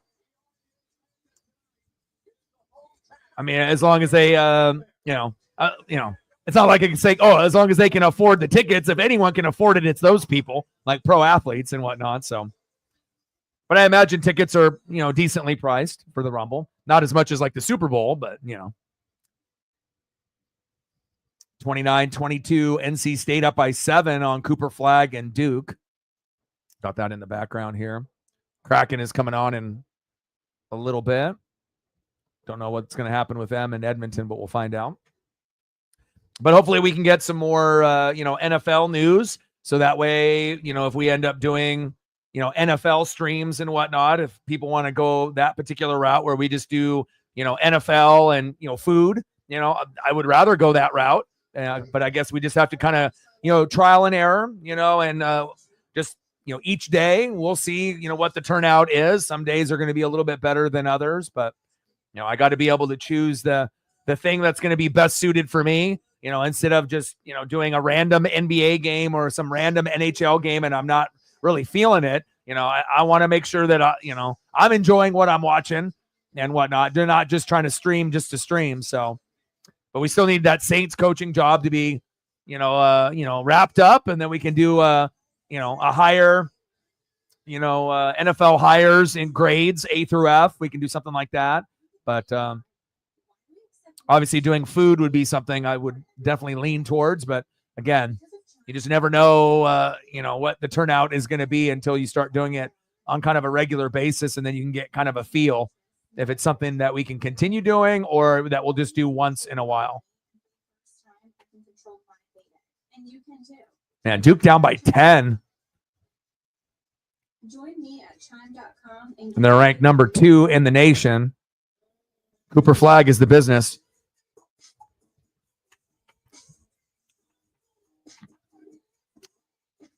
To be honest, bro, I don't really drink soda or eat fast food, or really drink a whole lot of alcohol anymore. Like maybe like once a month, I'll, when I go meet up with my buddy and we go to a Blazer game or an arcade, maybe I'll have like a mixed drink or a beer or some kind of, burger or chicken and whatnot. But I haven't had Pizza Hut probably in like 5 years, maybe longer. So, but from the last time that I had it back in the day, I mean, it's pizza, they don't really have anything that's bad on the menu. It just depends on what you want,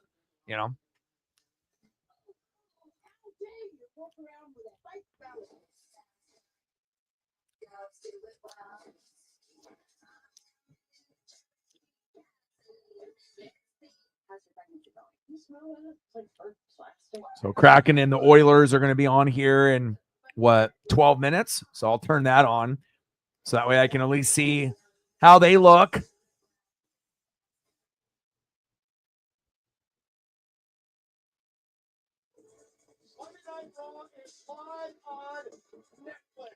But no Connor McDavid since he's suspended. But it looks like he's supposed to be back tonight, maybe? It says January 27th based off the suspension. So, but even if he plays or doesn't play, I don't know. We'll see what the Kraken do.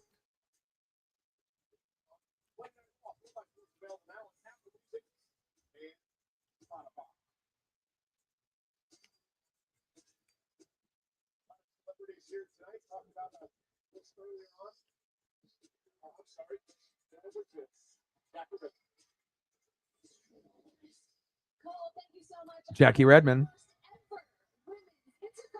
Lyra. Valkyria.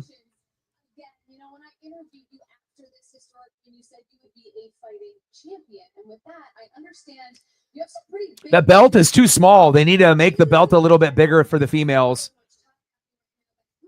Obviously, we know, a lot of the female wrestlers are a little bit shorter, in stature compared to the men, but let's get that gold a little bit bigger. So I am officially declaring for the Royal Rumble. I have defied the odds for Chad Gable. Great talker. In-ring performer. Love him, man.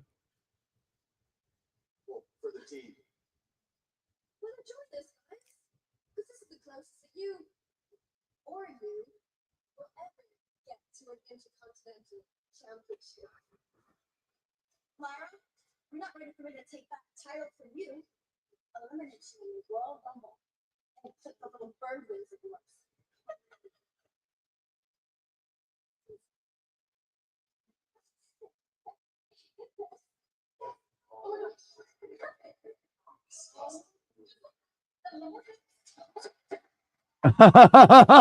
Get it, Otis?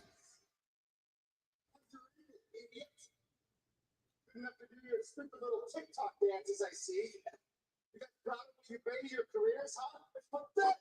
Your failures, every one of you, it's embarrassing. You should be embarrassed of yourselves. That's for you, Twinkle Toes.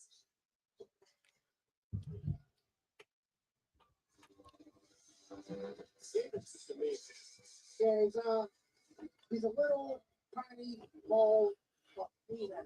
Royal Rumble is presented by Cricket. Join Cricket Nation to get reliable nationwide 5G smile. You're on Cricket. Hit by Intuit TurboTax. Now taxes is getting a TurboTax Live expert to do taxes. Still got the best matches coming up. Sami Zayn, Drew McIntyre, and the female tag team championship, which we see right here with Raquel Rodriguez and Liv Morgan. Supposedly, they may get a push to tag together to try to. Of course, if you're not going to be going on a singles run and she already had the belt, then That's the goal for those two women.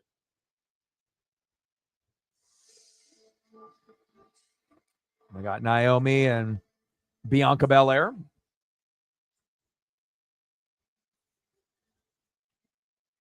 Agreed. It's always good to, have a little comedic relief, during the show when there's all kinds of shit talking and, establishing, rivalries and whatnot. It's always fun where you can, have wrestlers that can entertain, but then they can also, do some, lighthearted stuff to make it a little funny throughout the show.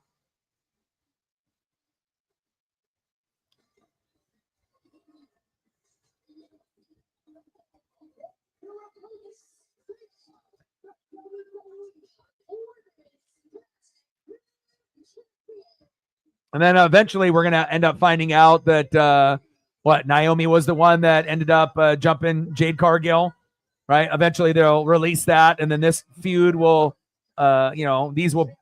teammates will break up and then Bianca will be on a solo tour again.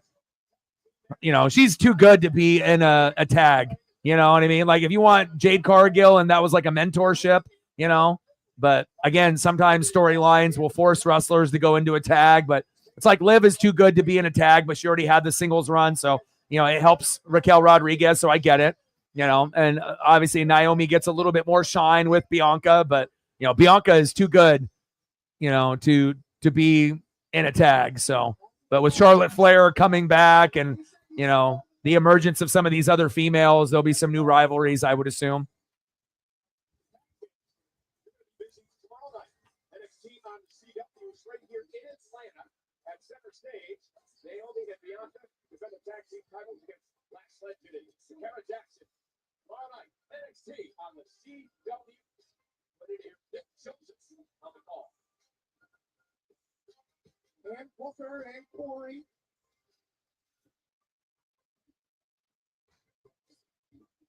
They will be phenomenal as for the match, just like what we have here tonight.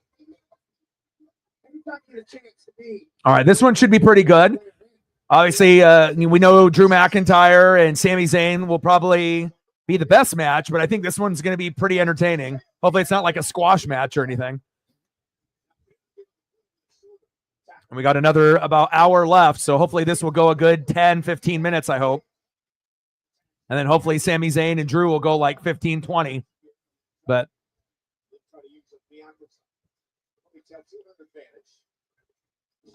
with the hair.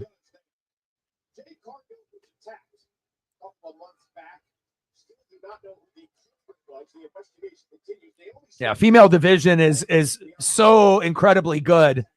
It took them a while to kind of build up the roster, but I mean it's so much better than any other federation. You could put every other good female from NJPW to TNA to Impact to AEW, and it doesn't even come close.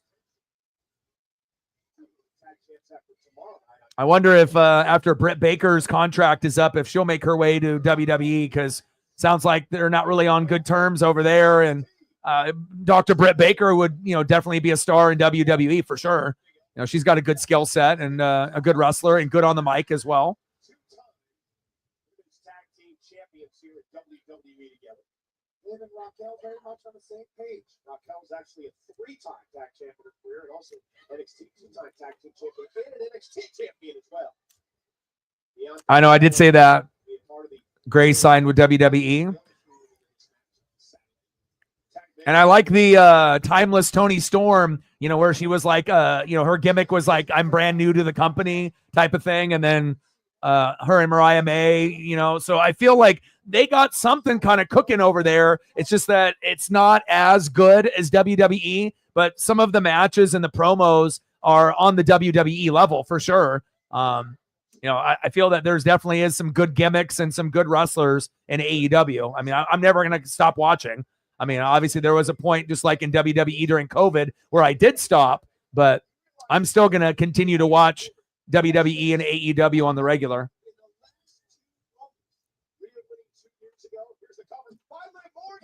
Two.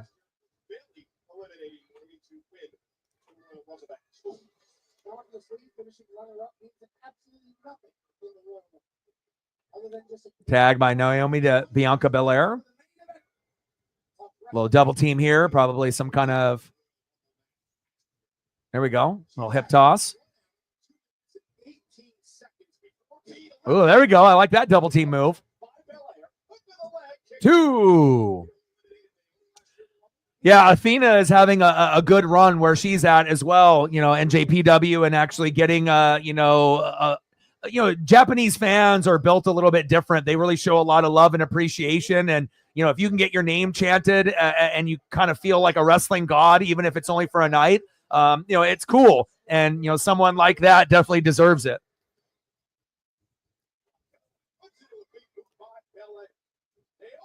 Little crossbody. Bianca at the top. Another crossbody. 37-33 NC State up on Duke. Duke only down by 4. Cooper flag will go off in the second half. Yeah, definitely we need Becky Lynch and we need Charlotte Flair. We definitely need those. Yeah, I like Julia Hart, and I like the new, House of Hell, the new faction that they got over there with Buddy Matthews and Brody King. So I don't know, man. Like, I feel like AEW still is kind of cooking. You know, it just depends on where your loyalty is. Are you a fan of just AEW, just WWE, or are you a fan of just really good wrestling? And, you know, I'm not going to turn my back on AEW. I mean, as long as, you know, they're putting on good shows and good matches, I'm still going to pay attention. So, and plus it helps when Ospreay and Kenny Omega, you know, are wrestling. So just need the Young Bucks to be participating weekly.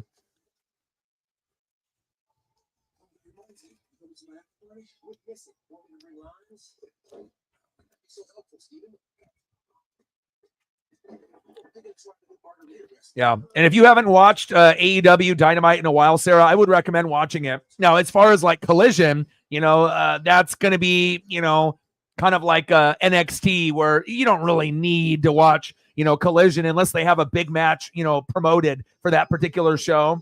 Same thing with NXT, you know, SmackDown, Raw, you know, and obviously Dynamite are going to be the three best shows as far as wrestling. But I guess it really just depends on who you like to watch and, you know, what your availability is. But I have been kind of tuning into AEW a little bit more than I did before. And again, you know why. You know, if I can get Ospreay, Kenny Omega, Young Bucks, if I can get like my, you know, favorites on a weekly basis, then, you know, I'm going to be a little bit more interested instead of a bunch of like mid-card guys. But I will say this. Some of the low name and mid-card talent that AEW has is pretty fucking good. Like, it's just that they aren't really as popular as some of the other mid-card, low-card guys in WWE. But, you know, if you give it a shot again and get back into it, I think that, you know, you'd be pleasantly surprised, especially if you're just looking for, you know, something to watch, you know, during the week. So, yeah.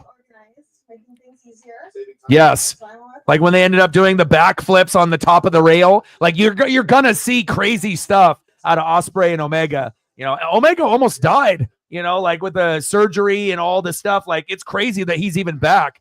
You know, doctors were pretty concerned, you know, about him. And,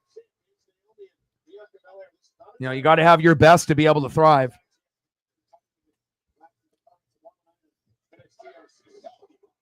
Raquel Rodriguez with a big left-handed clothesline there on Naomi. Turned her inside out. 2.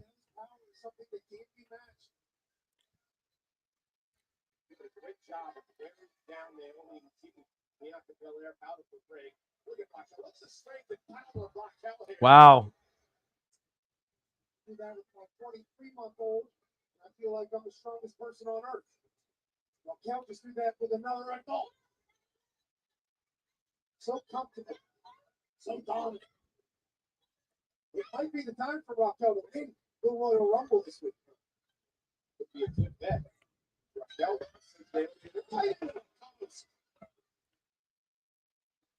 shocking. Naomi on the eighth as well. Yeah, time flies. Raquel Rodriguez. Nice little choke with Naomi there on the ropes.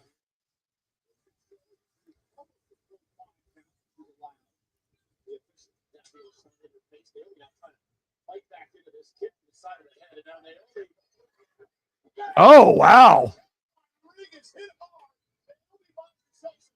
That was an innovative move.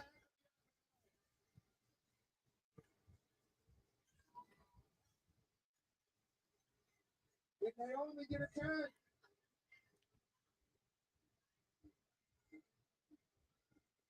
Trying to get there, Raquel Rodriguez trying to prevent the tag from being made. Naomi arms length away from Bianca Belair. Almost there. Step up, Enziguri. Nice Enziguri there. Tag is made. Bianca in.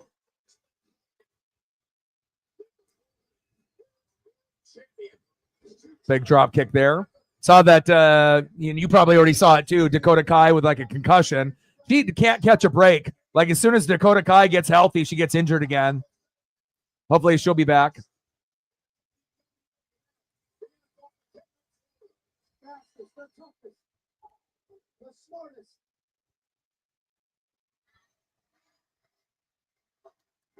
Three, 4.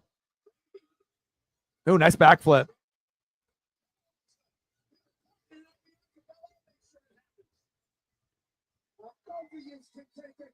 1, 2, 3, 4, 5, 6, 7, 8, 9, 10.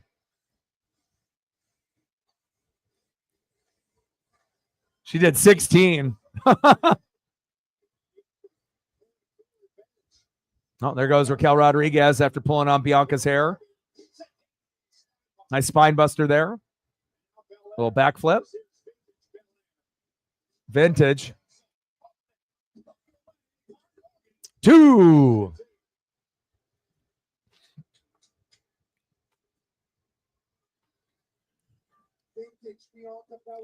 Yeah, me too. Like they definitely fumbled the bag. Montez Ford could have been a guy that would be like IC champ, like good enough on the microphone and in the ring, you know, and hopefully at some point Montez will have a singles run, but then where does that leave his partner, you know? Because it's not like he can do anything by himself.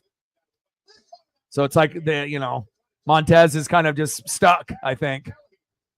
I mean, you can still have a singles run and be a tag team, you know, but ooh.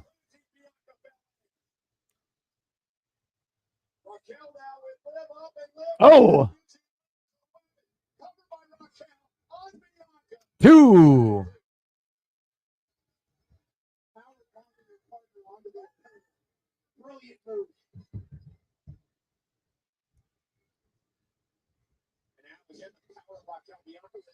Tag is made.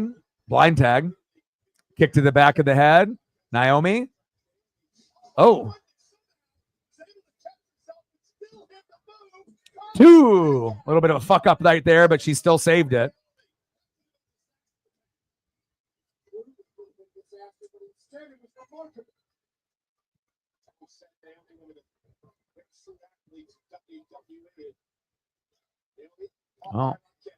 Oh, big kick there. Fall away slam.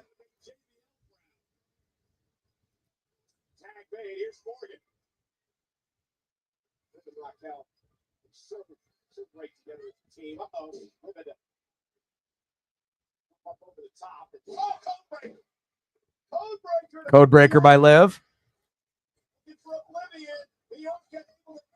Uh-oh, bye Liv. Bye Liv. Oh, here comes Dom. Dirty Dom is back.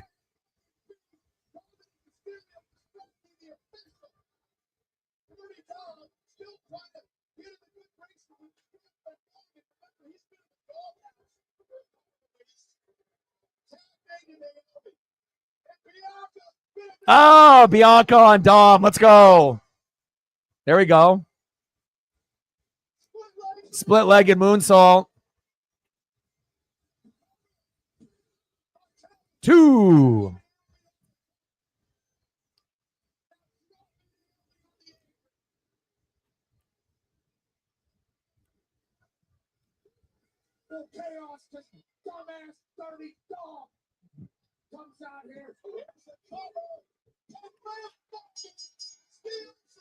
Wow.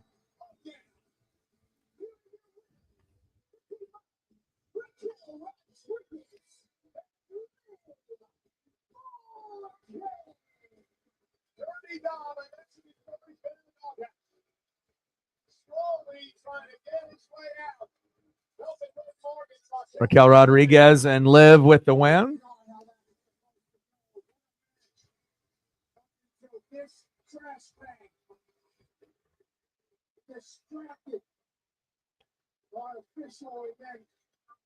He would get his comeuppance in the springboard crossbody. Raquel Rodriguez's power would put Naomi through the apron and then 1, 2, 3, Judgment Day wins.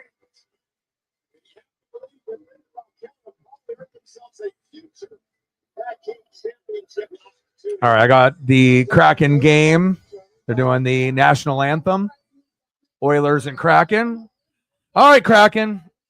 If I'm gonna spend the time to watch you play, let's play with some pride and not like get embarrassed out there. Ripley. Joey DeCourt is in net, so at least we'll have a shot.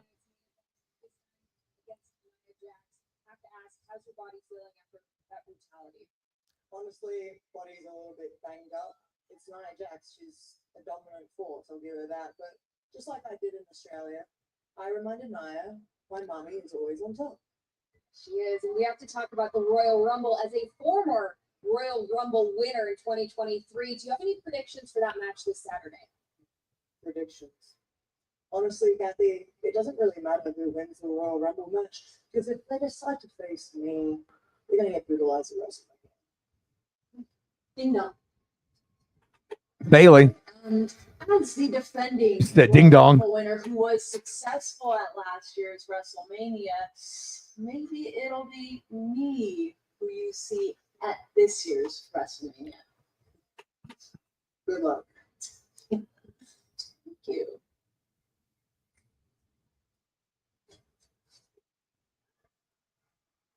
Dio. See you Saturday. Man, I can't wait. Looks like Connor McDavid is back after the suspension. Not good for the Kraken, but again, if you're watching, the NHL, you want to have the best out there.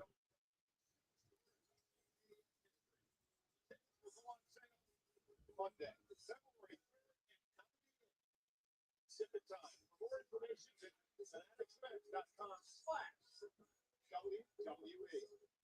You know that man will be there. The American Nightmare, Cody Rhodes. And he's also here tonight on Monday Night Raw. This is from hometown of Atlanta, Georgia. The undisputed WWE champion Cody Rhodes is going to live tonight.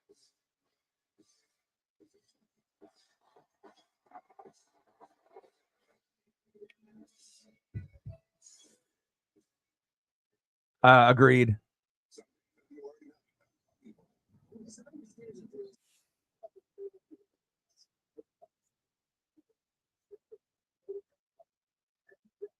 With the first pick in the Powerball 21 draft, we learned about follow them as they make the jump from shelter to stardom. So far, still 0-0 with the Kraken and the Oilers. Puck drop was just a few minutes ago. Grab some Boy Maria cookies. The ones with the golden wrapper. Golden wrapper, you said?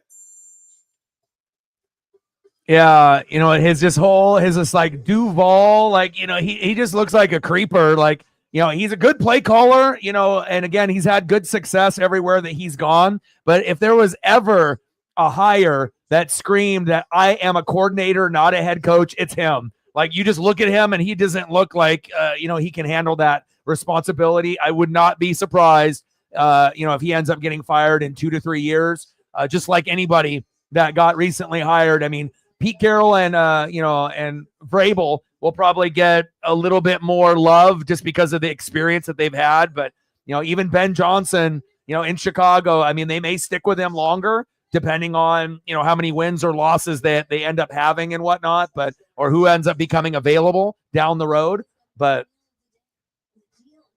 if there ever was a coach for the first time that just looked out of place, that was just weird, it's Liam Cohen. Like, it just, I don't know. We'll see. I mean, I wish him the success, but it's not like the Jacksonville Jaguars is going to be an easy place to win. We obviously know the AFC South is, winnable. It's not going to be super dominant. The Titans are garbage. The Jags, are sometimes pretty good. And, as of late, they're kind of, fading, right? Colts, they're usually kind of like the Cowboys, around 500, unless they can get that right group of players and coaches to, get to 10-7 or better, and then you got the Texans, who might be the best team in the division, but you definitely saw them kind of go backwards a little bit, even though they did make the playoffs and whatnot. It's just like, CJ Stroud didn't really have the same type of effect, in his rookie season, in his sophomore season, and the sophomore slump is typically real. When they have tape on you for a year, the good defenses know how to adjust, but, we'll see how it goes. But I just don't like the snaky behavior, but again, nothing was signed, it was just verbal, but, It was just kind of a snaky thing to do. He could have ended up being the highest paid OC ever. And, but again, he has dreams to be a head coach. And then that's fine. You're a head coach now. And then once you get fired, you may never be a head coach ever again. But at least you'll have under your resume, hey, I was the head coach of the Jags for 2 years and then they fired me. And then he'll have to go back to being an OC again. And then if he does good at that again, maybe he'll get another opportunity as a head coach, or he'll learn that maybe I should just be an OC. Josh McDaniels and a lot of these other guys have to kind of learn the hard way. Just because you're a great play caller does not mean you're going to be a good leader or a good coach that, gets the respect from the players and the organization and the fans. So, yeah, I mean, he's a name, but again, he, as far as number one picks, that draft was terrible. I mean, even Trevor Lawrence, he's not even top 10. He's like 11 through 16. So, and for a number one pick, that's not acceptable. So, you would assume at this point, Trevor would have been a top 10 quarterback, maybe number 10, but at least number 10. But we'll see if, he can get any better, but I don't know. He might be the best quarterback in that particular draft class, but if that's, 11 through 16, then I guess that's what it is. I mean, Trevor Lawrence isn't Jaden Daniels or CJ Stroud. There we go, Kraken. Eli Tolvanen with an early goal. Let's go.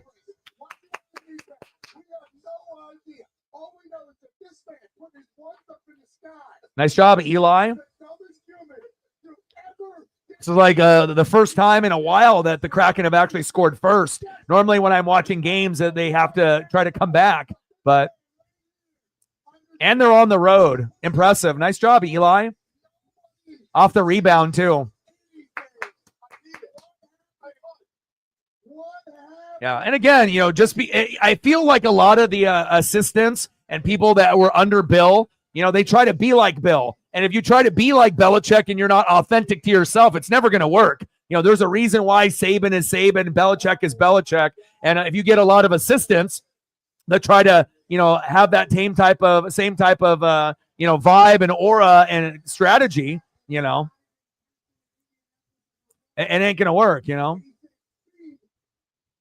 see you there as well. Me and Speed stream online, and millions of people watch them live. Some of the most electric human beings that have ever existed will be at the Royal or up. The great Diana's here! Thank you for a mission, Wolfo, but this is only the beginning. Yeah, well, he wasn't wrong. Jimmy does suck, but that's not something that you say, But again, he's not a leader. McDaniels is just a play caller. There has to be a certain type of individual. Not everyone can be a leader. Not everyone can be a head coach. And then you get the very few that are extreme leaders, and they have the bright mind to be extreme play callers as well. Like a Sean McVay, like there's not going to be too many Sean McVays that are out there. They're rare, even though Kyle Shanahan hasn't been able to, climb to the top of the mountain, another guy, but again, those type of coaches are pretty rare nowadays.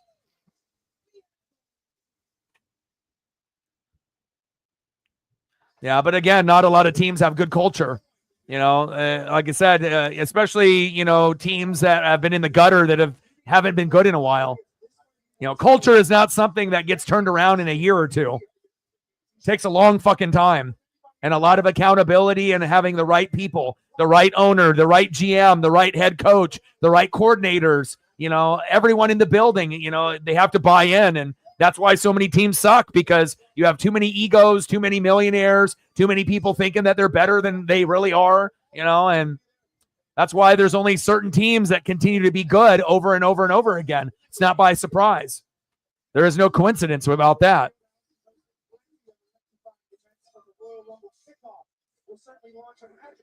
Yeah, I'm watching right now, Megan. Eli Tolvanen, nice to be able to go up 1-0.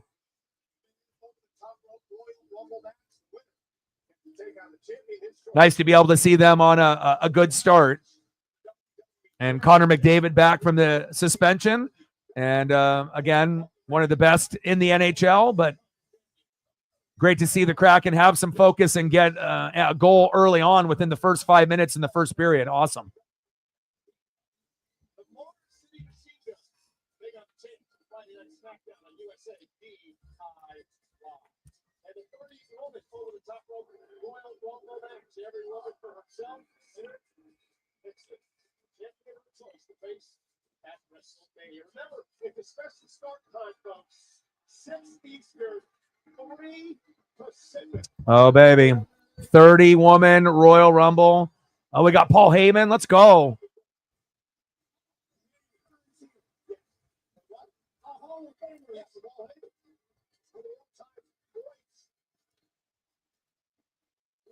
Looks like we got about 40 minutes left of Monday Night Raw. Paul Heyman getting a nice ovation from the crowd.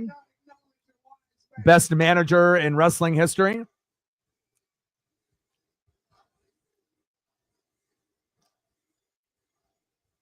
Brock Lesnar, CM Punk, Roman Reigns. Great talker. It's Paul Heyman. Fantastic.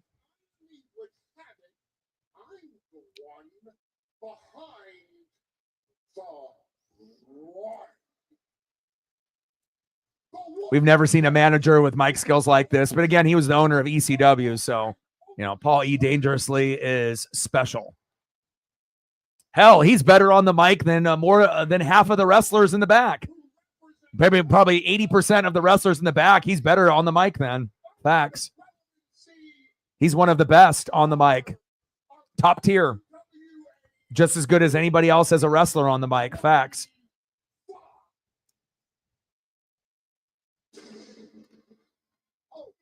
Oh, 2K25, little Roman, a little OTC action there.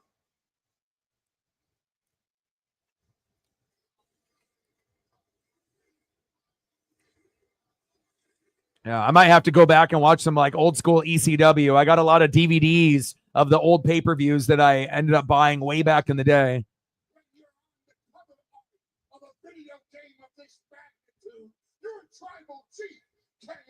And have you noticed with Paul Heyman, he never like fucks up. Like he has such like charisma and aura and vibe. His like shit talking skills are like top tier, like Rock and Stone Cold, back in their prime. I mean, it's pretty amazing if you really think about it. Because that is what this Royal Rumble is all about. Roman Reigns told you he was going to take back his Ulavala. Roman Reigns. Oh, it's the best wrestling that you can watch besides the 90s NWO and the 90s DX Attitude Era with Stone Cold and The Rock. If you're going to watch wrestling, that's the time to watch it. From like 96 to 99, ECW, WCW, WWF. It'll never get any better than that. That was the best era, period.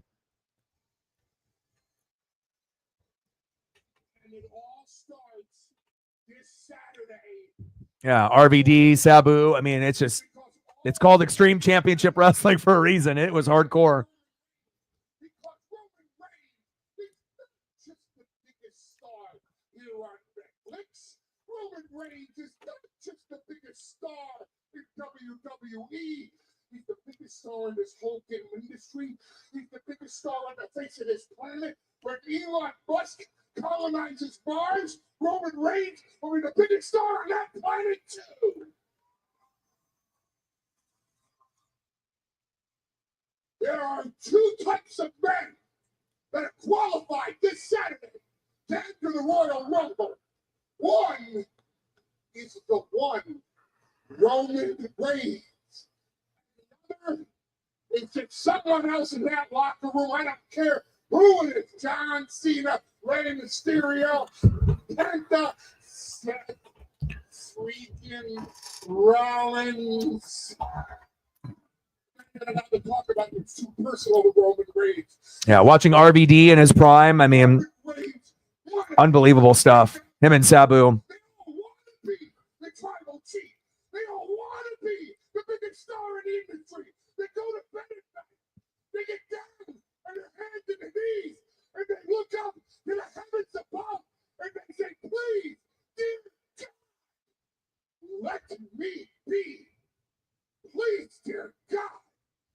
want to be Roman Reigns.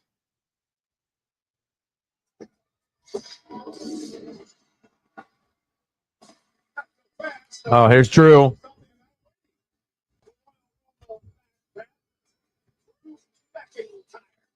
The Scottish Warrior. I don't know if he's praying to be Roman Reigns either. We all know the history between the entire Roman Reigns. Drew. A couple of years ago, that began down the spiral through McIntyre. And he blames everyone for their association now with the man who's once again the tribal chief, Roman Reigns. McIntyre can't believe it, like Sami Zayn and Jimmy Uso, Jey Uso, Cody Rhodes have all gone back to support Roman. And we will certainly figure out a way to be motivated. To be able to be focused enough to win some matches. Become a champion. Go on to be Yes. supposed to be with his physique, his look, everything about him. Which I look like that Canadian singles. We all do, Cole.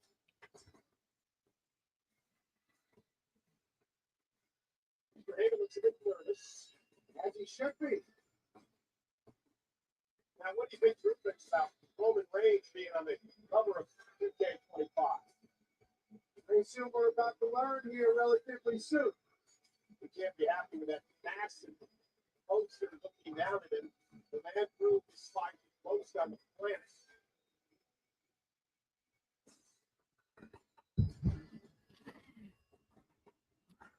All right, we got Drew McIntyre, Sami Zayn. I'm not sure if we're going to get a little bit of a promo here and then the Sami Zayn will come out, or what we're going to get here if Paul is just going to leave. But we got about, 35 minutes left until the show more than likely will end. I would assume around 2 hours and 30 minutes. So I don't know if we'll see what we get on here. You look kind of nervous, Paul.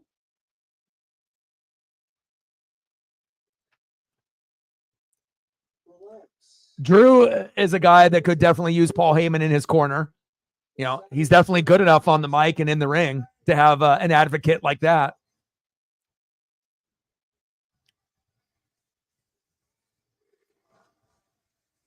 Roman and Drew one-on-one would be interesting.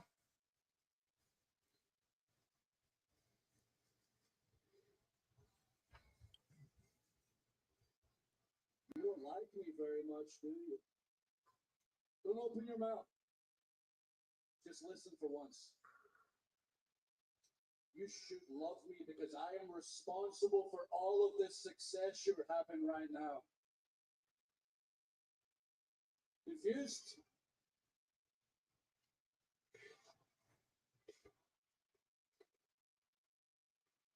I'm bitter about this because that's something I've got to admit right now. It pains me, and it wasn't intentional, but I am the daddy of the bloodline.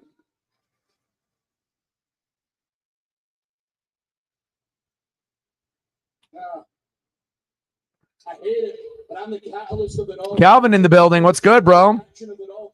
What's good? I won the Royal Rumble in 2020. I eliminated Roman Reigns. Jacob Fatu and Braun Breaker. How's your schooling going and your animations going? How have you been lately, my guy? And I know you don't want Mike McCarthy as a head coach. Do you have a particular name that would satisfy you for a short-term answer? I mean, a lot of the, more high-profile names have already signed to teams, but like I said, I feel like a lot of these coordinators are going to get fired after a couple years. Even the big ones, like Ben Johnson, and Liam Cohen, a lot of these, destinations that these coaches have fallen to, they don't really have very good culture there. So shut up. Are you? Are you there? No, you're not. Are you really? Awesome, bro. I mean, Lenny D was on Raw when it was Raw or SmackDown a couple days back when it was in Texas. So awesome, bro. It's a very simple thank you, Drew.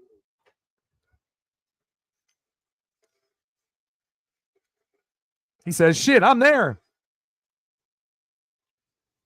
Thank you, Drew. But you're crowding me right now.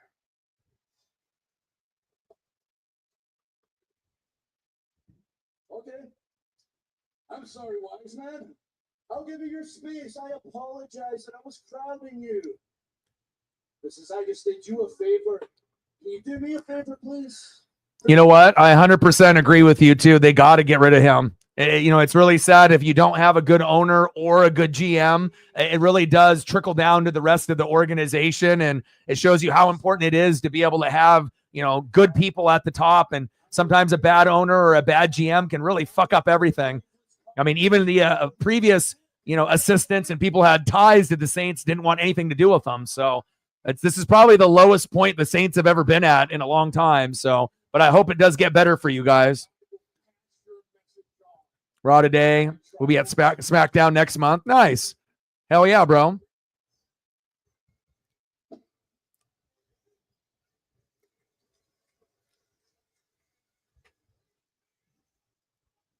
wasn't talking about Roman. He knows I'm coming. I was talking about your boy, C. Puck.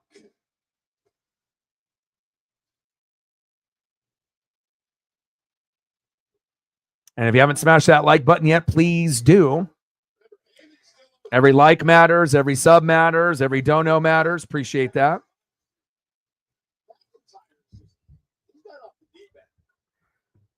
He's got all these conspiracy theories. Half of them make any sense. Points a lot of fingers at a lot of different people. Obviously, the blame everywhere. Yeah. What were the prices looking like for Rumble and WrestleMania? Roman hangs over his head.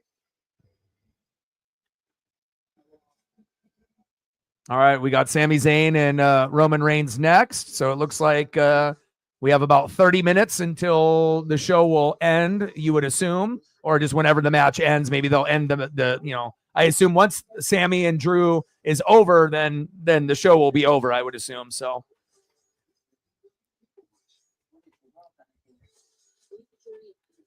$250 for the Rumble, yeah.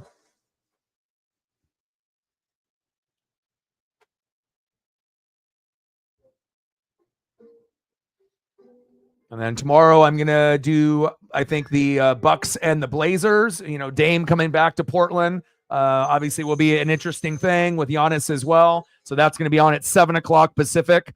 So that'll be for the same amount of time, for about 2 hours, 2 hours and 30 minutes. And then Wednesday, I don't really have an idea of what we're going to do then. And then Thursday, Blazers play the Magic at 7. So I might do that, or maybe possibly Kraken. And then obviously, as we get closer to the weekend, we'll have Royal Rumble on Saturday. So still got to figure out what we're going to do on Wednesday, Thursday, and Friday.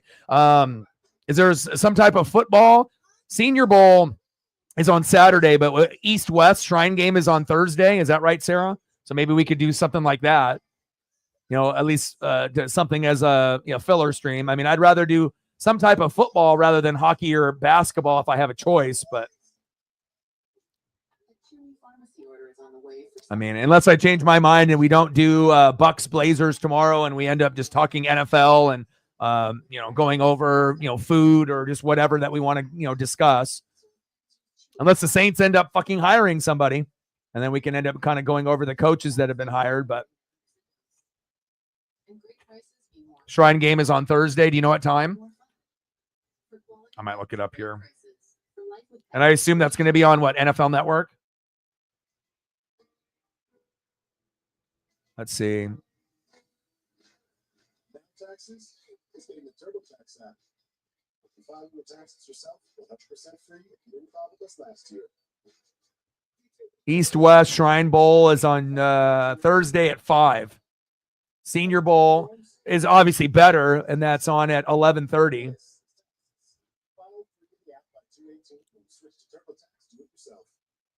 And too bad the Senior Bowl is on at around the time like it's going to end right before the Rumble.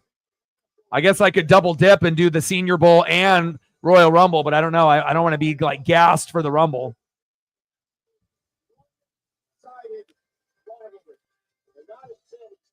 Yeah. I'm going to I probably will do the Shrine Game. I mean, just because, what else are we going to do? I mean, like I said, I would rather do that, even though, it might not suit everyone. But again, it'll be better than any NBA game or any NHL game, in my opinion. So, but again, it's not going to be for everyone. But, I'll probably end up doing that on Thursday. So we have to figure out, what we're going to do tomorrow and Wednesday and Friday. But, we'll see. Yeah. Yeah. If no one was hired, Rumble's on Saturday, but if no one was hired, out of all the coaches that were hired up to this point, who would you choose to be your head coach if you had first dibs? Like, who would you want?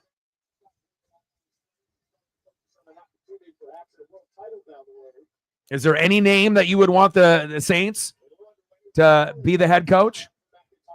It can't get any worse than Dennis Allen, can it? Obviously that's a coordinator, not a head coach, but like I told Saints fans, make sure you're soaking in this Drew Brees, Sean Payton era. It's not going to last forever. And I feel for some Saints fans, they were kind of in a delusional mode, thinking it was just going to stay like that forever, being, the top team in the NFC South. And it's been a little bit of a harsh reality. They were good for 4 years, and now Tampa has taken over. And, hopefully Loomis will be gone at some point, and, you guys will figure it out. Because like I said, I don't even know if any of the coaches, even the ones that were notable, Ben Johnson, Vrabel, and Pete Carroll, all those guys could be fired within 2 to 3 years. So, I'm not really sure if there's any of those coaches that are going to make it, past, 4 years. I highly doubt it, but you never know. It's like not really the most appealing, new coaches. Obviously coordinators need to have a shot. There's a goal by Edmonton to tie it up 1-1 on the Kraken. And we got Drew and Sammy here going at it. Drew over the top, hard fall.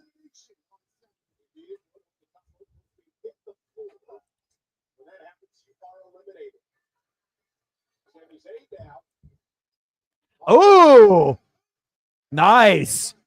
Very RVD-like right there, Sammy. I love it. There we go. Look at this. Look at the bounce. Whoop. Look at the athleticism. Love me some Sammy. Love me some Drew. I love both those wrestlers. Great replay from the truck there. Hit it once, threw it back to his face. Saints are rolling here in LA. Oh, double chop stops. Good. Yeah. This is scowl on his face. He's just angry at the wolves. Yeah, and it's kind of sad, if you do have a shitty owner or a shitty GM or both, how it doesn't matter, who the coaches are. It's just not going to work. It's just crazy. Like, at the top, just like any good company, if you got a shitty owner and shitty managers, it's not going to work out. The players are not going to, give their all, and it's not going to be the right type of people in the building to turn it around culture-wise. Everyone wants to worry about quarterback and running back and wide receiver and tight end, and people should be more concerned about, ownership, GM, head coach, OC, DC, line coaches. That's the shit that fucking matters.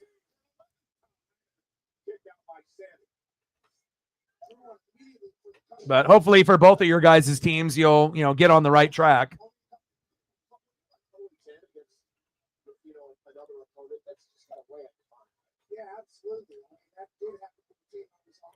And for you, Matt, you have to be excited because, again, you have Sean Payton, you got Bo Nix, you got an amazing defense, with Nick Benito and company and, Surtain. So it's like you already got the defense there. You got one of the better defenses in the AFC. You just need Bo Nix to get to a level where you're on like the Jaden Daniels and you're closer to Burrow and Lamar and Josh Allen and Mahomes at some point in Bo Nix's career. Get better running backs, wide receivers, tight end, maybe draft Ashton Genty. You put him on Denver, that could really be a lift and a boost for Bo Nix and Sean Payton. So, at least for your team, I know things didn't pan out the way that you wanted, but again, making the playoffs in the first year, like that is a big success, with all things considered. Same thing with Justin Herbert and Harbaugh. I don't know if anyone really thought that Denver and the Chargers were going to make it, and they did, and it's hard to be able to beat the teams at the top if you're not ready yet. It takes time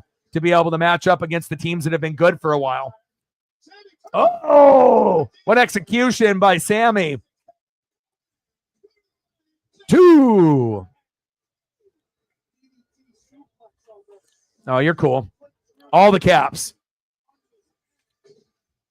Yeah, and that's how it is for most places. Most DCs and OCs fail miserably at head coach.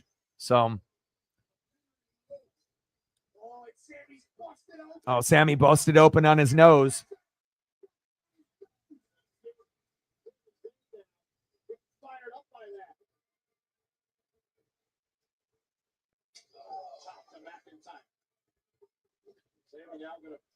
Oh, look at McIntyre, so smart. Poor Sammy loses balance and he came down hard. I don't know if those things bleed down there, but that certainly hurts. Sammy's blood all over the side. Yeah, Sammy busted open. Julio's on live stream right now on Instagram. Stalking Sammy. Open situation here. I don't like what's about. Drew's got a nasty look in his eyeball. I got to leave, Julio. I got to watch this match. I didn't show him some love. My boy J-Rod. Damn, Sammy all bleeding all over the place, huh? What's it like being an ad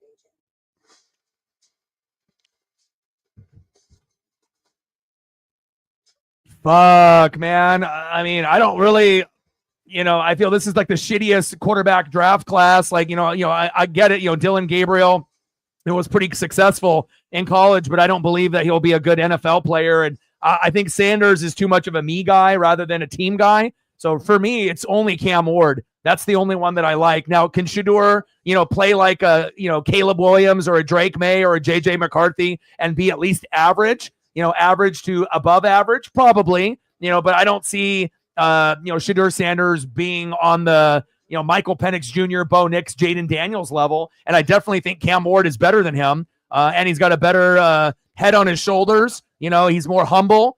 He cares. I think with Shedeur, he's more like his dad. It's more like, I want a club. I want the girls. I don't think the full focus is football. So for me, I would never draft a Shedeur Sanders on my fucking team if I was in control.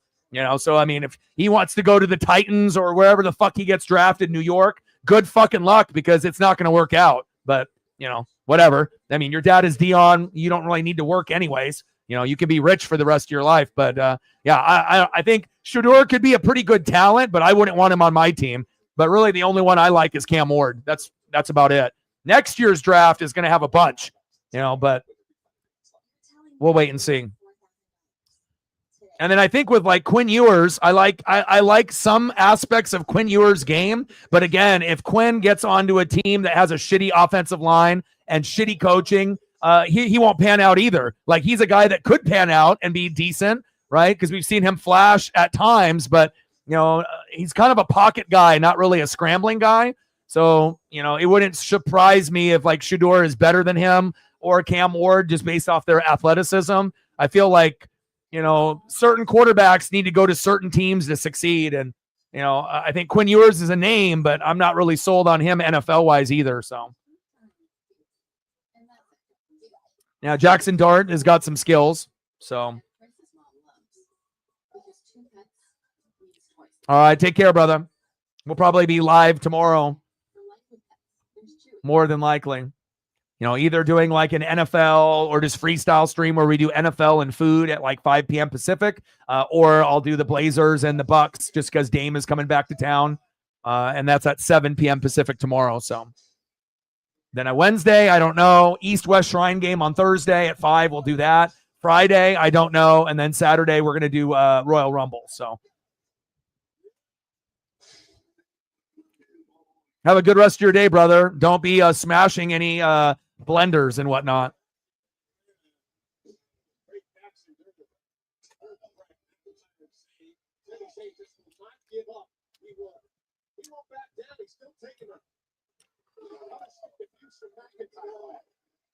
Drew startled him and saying he's fighting back. They spin a one little trick. They're saying he does fall. Then it's gut by Zayn. McIntyre down to his knees. Sami Zayn set across the ring. Big bump up over the top. Big punch by McIntyre.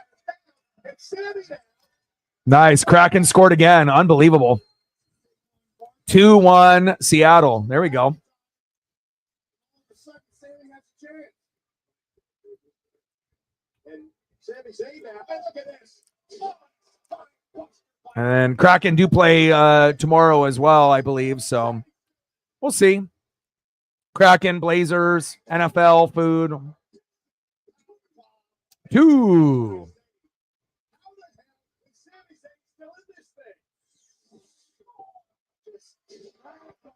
Figured we'd have more people here, Sarah, for Monday Night Raw, but, you know, at least with like Odin and Reefer and a few of the others. But, you know, again, you know, some Monday Night Raw streams will probably be a little bit better than others, and it's not like a PLE, but still, you never know until you actually jump into it, you know.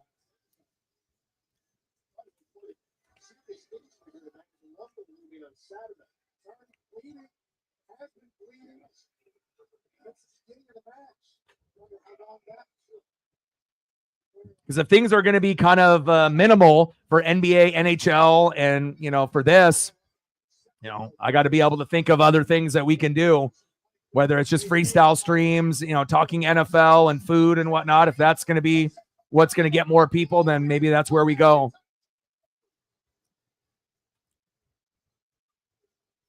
But I like doing Monday Night Raw on Mondays for, you know, because I'm used to doing Monday Night Football. So this won't change. We'll continue to do Monday Night Raw, and we just had to, you know, hopefully we'll get more people to watch with us. And then we just have to figure out, you know, Tuesday through Friday. Me too.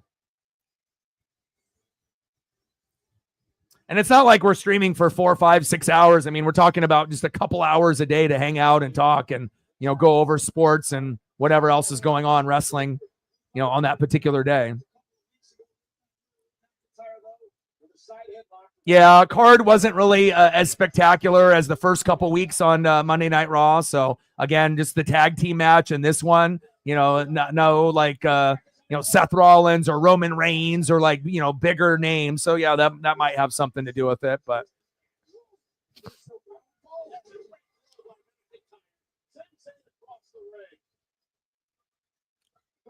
yeah, but hopefully things will improve with the likes and the views and the donos, you know, on doing this. Because if it doesn't, then we're going to have to pivot and do something else on Mondays.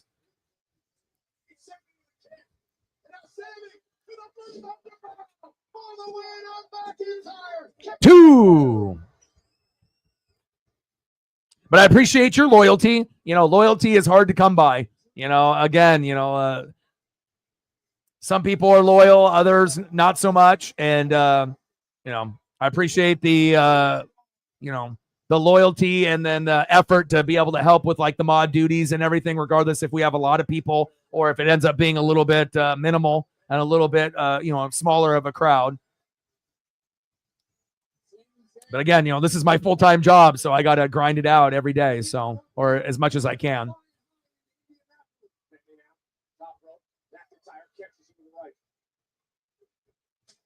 Big chop by Drew. Yeah, and then, you know, and then some of the like NBA and hockey streams are on like super late. So if I start at 7, that's going to be like 9 for you and 10 for people on the East Coast. It's like, it's one thing if I do Mariners, I don't mind. But if it's anything but Mariners and we do it that late, it's like, I don't really know what we're going to get turnout wise. But I guess, you know, we're never going to know unless I just start, you know, trying on different things. So got to experiment.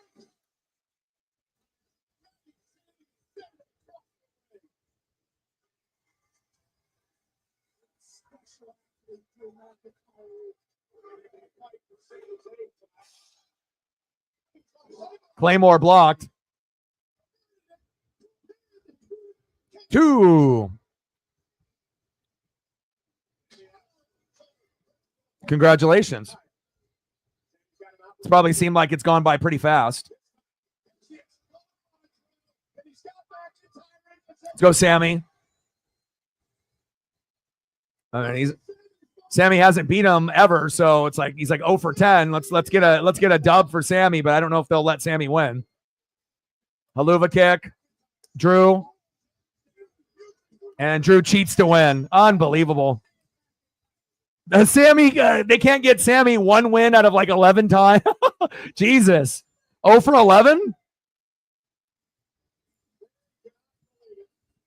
I mean, cheating regardless, but.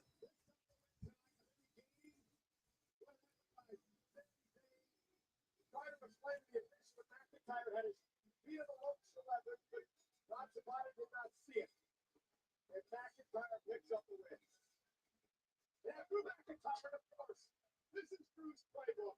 This is what he does. Even when he wins, he's a sport. But I want to continue to beat the hell out of Sami Zayn. Cheating away wasn't enough for Joe. Wants to make an example on the Sami Zayn. I was breaking the face of it, bleeding for 20 minutes. Oh, Cody.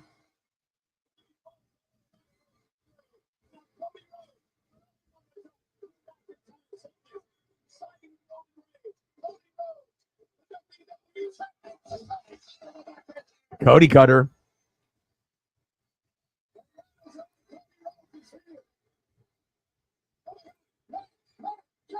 Oh, KO.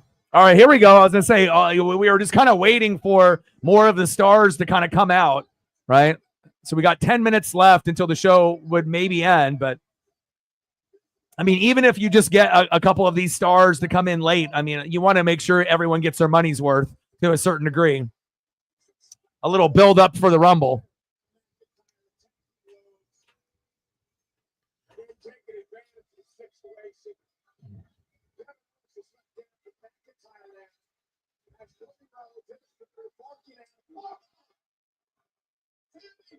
Oh, Haluva kicked to Cody.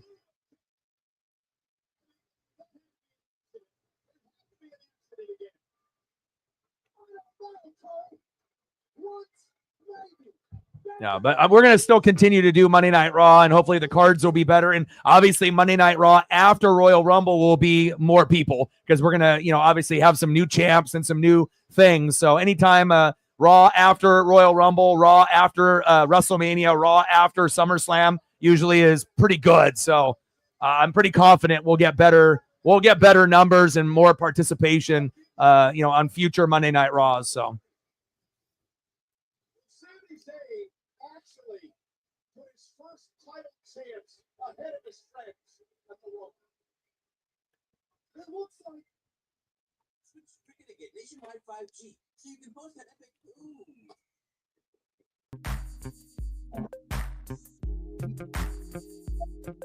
Jimmy, welcome to Getting More. Welcome to Cricket Nation. Smile with your cricket. We're all about honesty. What you see is what you get. Nothing to hide. Okay, my turn. These are earplugs. I used to be bald. Phew. First, let's get that off my chest, which was always hairy. Welcome to life without him. Turning Sammy heel. Yeah.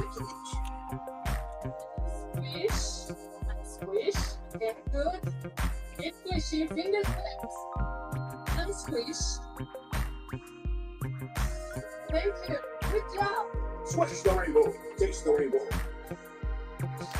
All right, looks like we got 7 minutes left, or they might just cut the show off here pretty soon. Obviously, after they get these ads done here in about 2 minutes, and then we'll have about 5 or 6 minutes left, and that should be probably the end of the show, you would assume.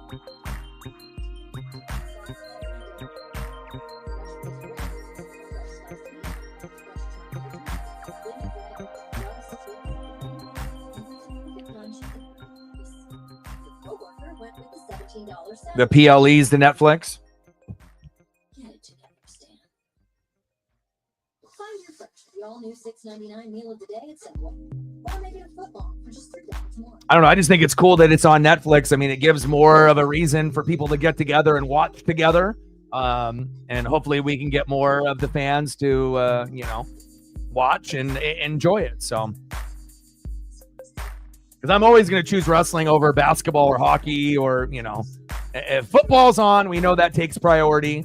and whatnot. And, I love me some good baseball and NASCAR when that time is right. But, NASCAR is only on Sundays, so it's like once a week. So,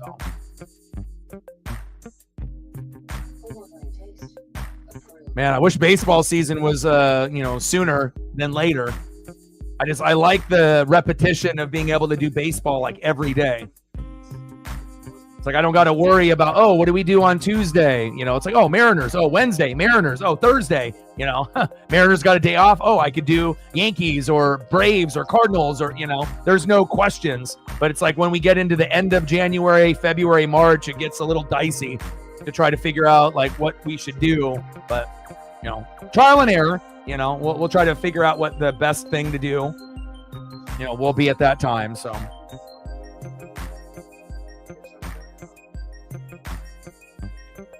Yeah, I think hockey's kind of dead, honestly. Like, I feel there's not really a lot of people that are on YouTube watching, I feel that it's hard for people to watch it even in general, so if people aren't really watching at home, what's going to make someone watch and go online? It looks like the show is over. So they just cut it after the promo. Are we done? Looks like we're done. I assume, right? Yeah. So that doesn't surprise me, like I said, because you have to enjoy what you're doing. If you're just doing it to try to make money, and whatnot, but you don't enjoy it, after a while, you're gonna get sick of it, and whatnot. But I feel like if the crowd was better, and remember, we did try a couple Kraken streams, and I had to end them, or Cody's still in the ring. I had to end them, early just because the support wasn't there. So. And I don't like ending streams early, but I got to preserve my mental health. I'm not going to just sit here for, 3 hours and for nothing. So.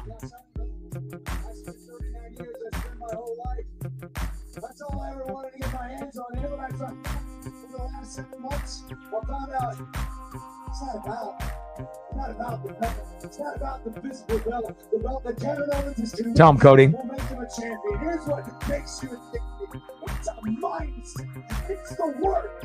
Nobody in WWE has worked more matches than me. Nobody. I show up first. I leave last. I continue to do so. And I am so looking forward to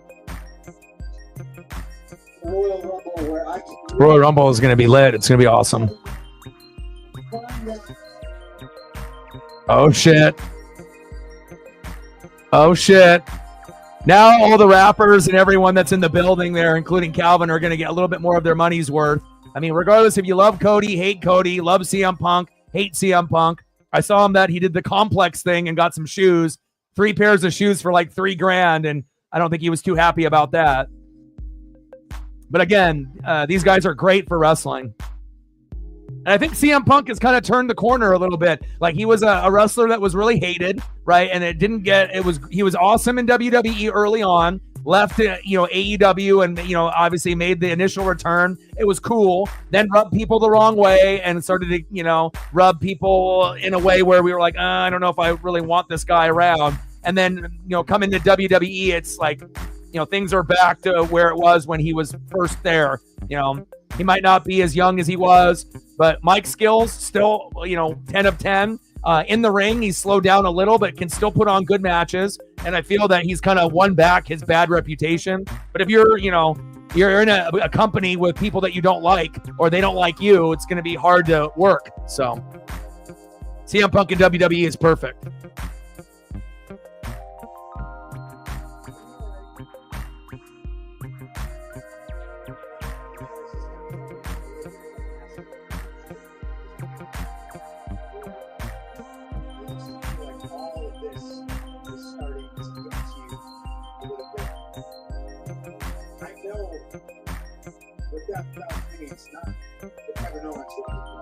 I know what that title can do to a man.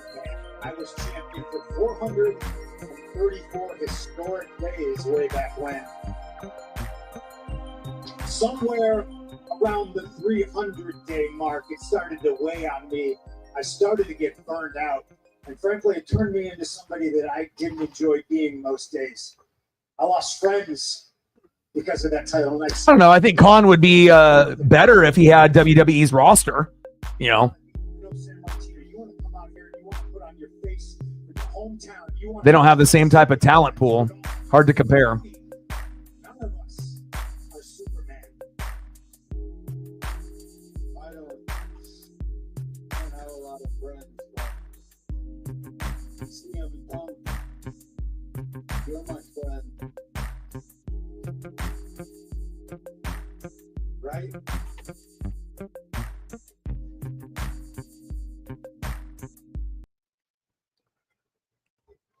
Yes.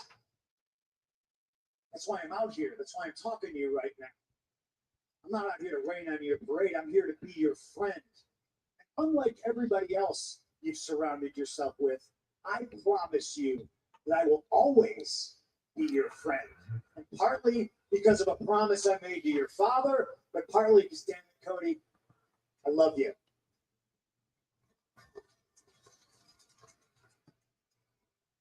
And I see the road that you're on. It's a road that I traveled, and part of me feels like I've let you down because I couldn't prepare you for this.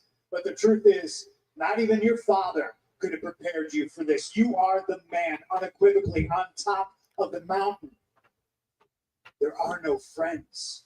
When you're a champion in WWE, you got a target on your back. And when you're the champion, it turns into a heavy is the head that wears the crown sort of situation. Well, please, let's just cut through it. Last year before the Royal Rumble, we stood in the ring just like we're standing now, and you had a prediction that had a lot of truth to it. So tell me, friend, tell me, what's next for me?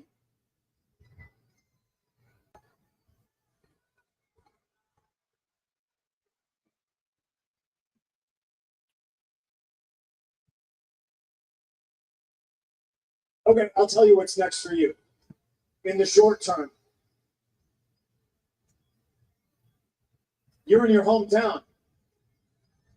You get to sleep in your own bed tonight. And that's rare in this business, especially when you're running as hard as you are. But I bet you're not going to sleep at all, because chances are you got an early call time and you're going to be doing media and promotion for what is the biggest match of your entire career at the Royal Rumble against Kevin Owens. Maybe you don't have an early call time. Maybe you get to enjoy some time with your wife and your daughter. But chances are you're not going to be sleeping much anyway, because you're going to be thinking about the biggest match of your career. Look at the title, Cody. That means something to a guy like me and you. And then you're going to crisscross the country, because if you make it past Kevin Owens, one of the toughest SOBs in that locker room, a little bit deranged, but somebody who used to be your friend, so you're going to be too emotional. If you make it past him, well, then there's the next show. There's Raw, and then there's SmackDown, and we're on Netflix, and it's bigger than ever. You're the poster boy. This is what you. He definitely, kind of changed, the persona vibe. Being loved and then hated and then loved again. And it doesn't have to be everyone's favorite, but he's great on the mic. Empty nights, ironically, in front of sold-out stadiums chanting your name, because that means something to guys like me and you.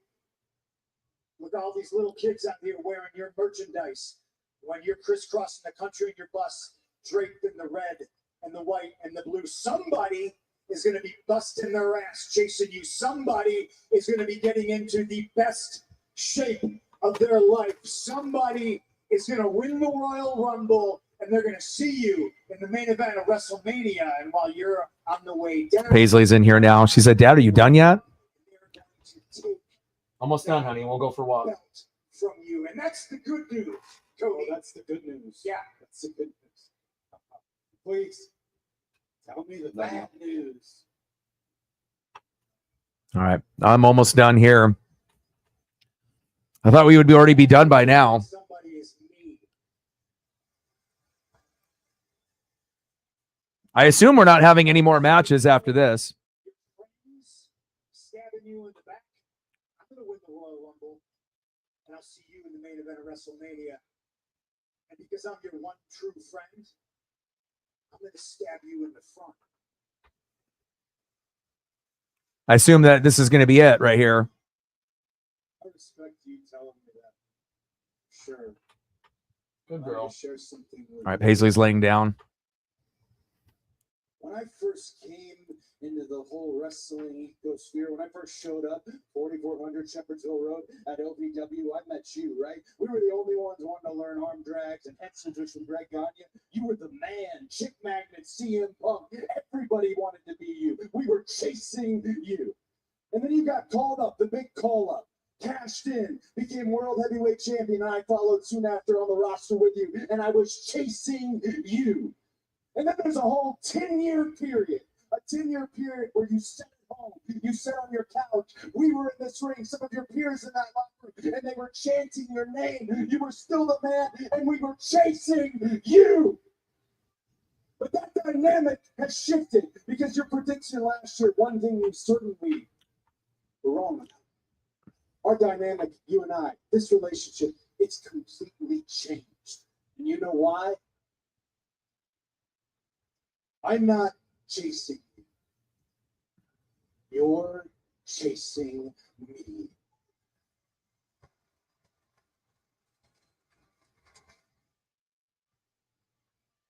And friend, I want you to know, I hope you win the Royal Rumble. I do.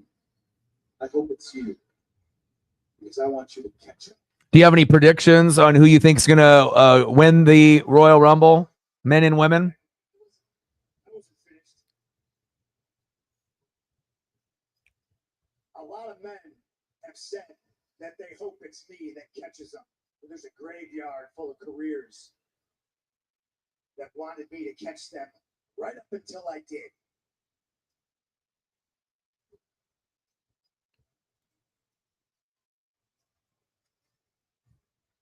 I wasn't done.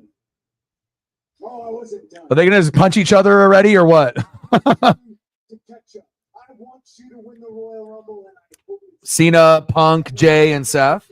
I could see something similar to that for sure. Or Roman, yeah. And then what about the females? You got any ideas there?